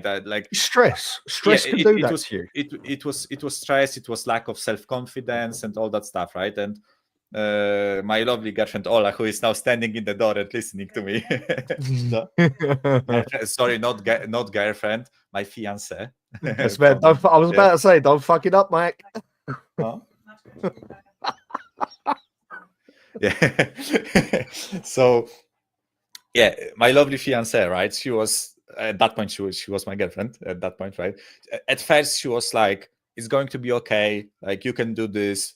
Like, you know, it's going to be fine. You know, you know stuff. You are doing great. Keep trying, right?" But there came a point where I seriously like started doing shit like pretty much against like my own will, and not against my own will, like against against trying to find a job actually, right? I was just like purposefully like avoiding things, and because I was like, nah, I'm not going to get the job anyways, why even bother, and all that stuff, right? And there came a point where she gave me a fucking bollocking, right? And at first I was angry at her because I was like, why are you trying to to shit on me when I'm at my lowest, right? Yeah. And it's a bit of a coincidence, but I found the job like 5 days later, thanks to my friend, or like she recommended me for the job, right? But it was like literally a few days later. And I think it's the reason why I'm saying this is I think it's a bit similar when it comes to like us approaching the supporting and all that stuff, right? When you support a club, right, like there is a bit of blind faith in you, right? There has to be a bit of there has to be. Yeah, like even though sometimes something is not working out, There's like, nothing wrong with like a bit of hope, is there? Yeah, the team will do it, right? When Ange started losing the games after that Chelsea 4-1 at home, 11th game of the first season, right? Even though we are losing the games, I was like, nah, this team still plays good. Like, we are doing great. You still like, had hope. You can still sort this shit out, right? But there came a point where enough is enough, right? I can't keep blindly just fucking backing the team and saying that everything is rosy and blowing steam up someone's ass, right? You have to, at a certain point, tell the person that you love or the friend that you care about, listen, mate, you are fucking up your life, sort your shit, or you are going to struggle, right? Like just fucking sort your shit together, right? So, like to reverse the thing, imagine if she was like eating candy every single day and she was getting fat or something, right? And I was like, nah, honey, you are slim, you are perfect, you are this and that, and the kilograms are growing, and growing, then the growing, candy growing, goes right? on to kebabs, and then it goes and the way, and I just keep saying, like, at a certain point, you look over the shoulder. Quick look. But, He said if. He said if. If, yeah, I said if. Yeah, at a certain point, you just have to fucking, like, honey, you are doing something against your own health and shit, right? Like, sort your shit together. And this is the same thing for me. It is. I agree, and I can relate to what you're saying there. Yeah, I mean, I haven't got many friends in my life, people that I actually call friends. I'm very picky when it comes to that. I've got a lot of mates. I've got a hell of a lot of acquaintances and people I know and that, but I've got very few people I call a friend. Yeah. And the thing is, with me and my missus, she isn't, I say just very likely, a wife to me. She's also my best friend. Yeah. I mean, and there has been times where this has worked both ways, where times get you down, you get a bit stressed out. But there's only so many times you can kiss someone on the cheek and say, like, come on, it's going to be good. It's all going to be good. And then you just got to be raw and tell them how it is. And if the way it is like you got to tell them blatantly and bluntly how it is, then so be it. And I've had to do that to my wife, and she's done it to me more times than I've done it to her, by the way. And Exactly. she's out walking the dog at the moment, so I'm safe. But I've also got friends out there where I've nearly ended up having a fight with them because I've told them about themselves. And then it's also happened where I've nearly had a fight with them because it's been a reverse situation and they've told me about myself. And to me, that's what being a real friend is about, or being your partner, whatever. Okay, maybe this is going too deep. But I think with what we're just trying to get at Spurs, there is just no love, no passion. There is just nothing there of any sort of... I mean, it just, to the point, you just almost feel irrelevant that we play football, sort of thing. You just can't wait for this season to end. There's the closest you see to a bit of passion on there is when they get in a circle and start smiling. And that's the wrong passion for me. Each to their own at the end of the day, I know, but you get what I'm saying. There's just nothing there. But you nailed it, Dan, right? It's like, if you keep repeating yourself, right, you get sick of repeating, and you kind of have to do the different thing, right? And then you do the bollocking part, right? But if the bollocking part doesn't work, then you just grow apathetic towards the situation, right? We had a similar thing with a close friend of ours, right? Who like, she was married to a guy. They like, it wasn't really the best marriage. They split, but before they split up, she cheated on him, right? And she like started doing partying and and drugs and cheating and all that stuff, right? And my lovely fiance was like, telling her friend that, listen, like, I get your it. act So your together. marriage is not the best, right? But get your act together. If you want to split up, then just have a divorce and then do your fucking thing, right?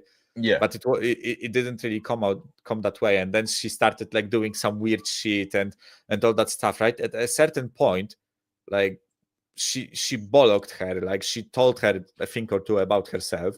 She got upset about it, right? The friend got upset about it, and they stopped talking for a bit. And right now we are apathetic towards the situation, right? It's like Yeah. she writes to us about her problems, and we are like, I don't care. we fucking told you for a year that this is going to end up this way. Like, how many times can you repeat yourself, right? And it's the same thing with this fucking club, right? It's How true. many fucking times can we say the same thing, right? If you keep saying the same thing over and over and over again, like you say, right? We every single show we do for past 10 months is the same thing, right? And even my fiance is taking the It piss gets out boring. of us, right? Yeah. Yeah. Even she's taking the piss out of us, right? Because today I told her, listen, I will do show with Dan and we will talk about this and that, right? And yeah, you will talk about the same shit again, right? Like laughingly. And I was like, yeah, fuck yeah, we will, right? But I just like spending time with you, But Dan, it's who right? we are, And mate. yeah, it's who we are, mate, right? But I just like spending time with you all, right? If I didn't enjoy doing these shows, I wouldn't be doing them, because how many fucking times can you say the same thing over and over again, right? It's true. And what you've said there, yeah, I mean, I can relate to that as well. I mean, some people are probably thinking right now, why has this got like talking about life instead of football to an extent? But it's something I can just relate to it as such in a way. Whereas, like, I've had the same sort of situations with a good mate. We kept talking about the problems and the problems. Okay. And we come up with a way to, right, okay, maybe we can sort this shit out. Maybe I can help you. And then he does nothing. Yeah. And then they come back and complain to you 2 days later about the same thing. And it's like, but we've just worked out how you could do something about this.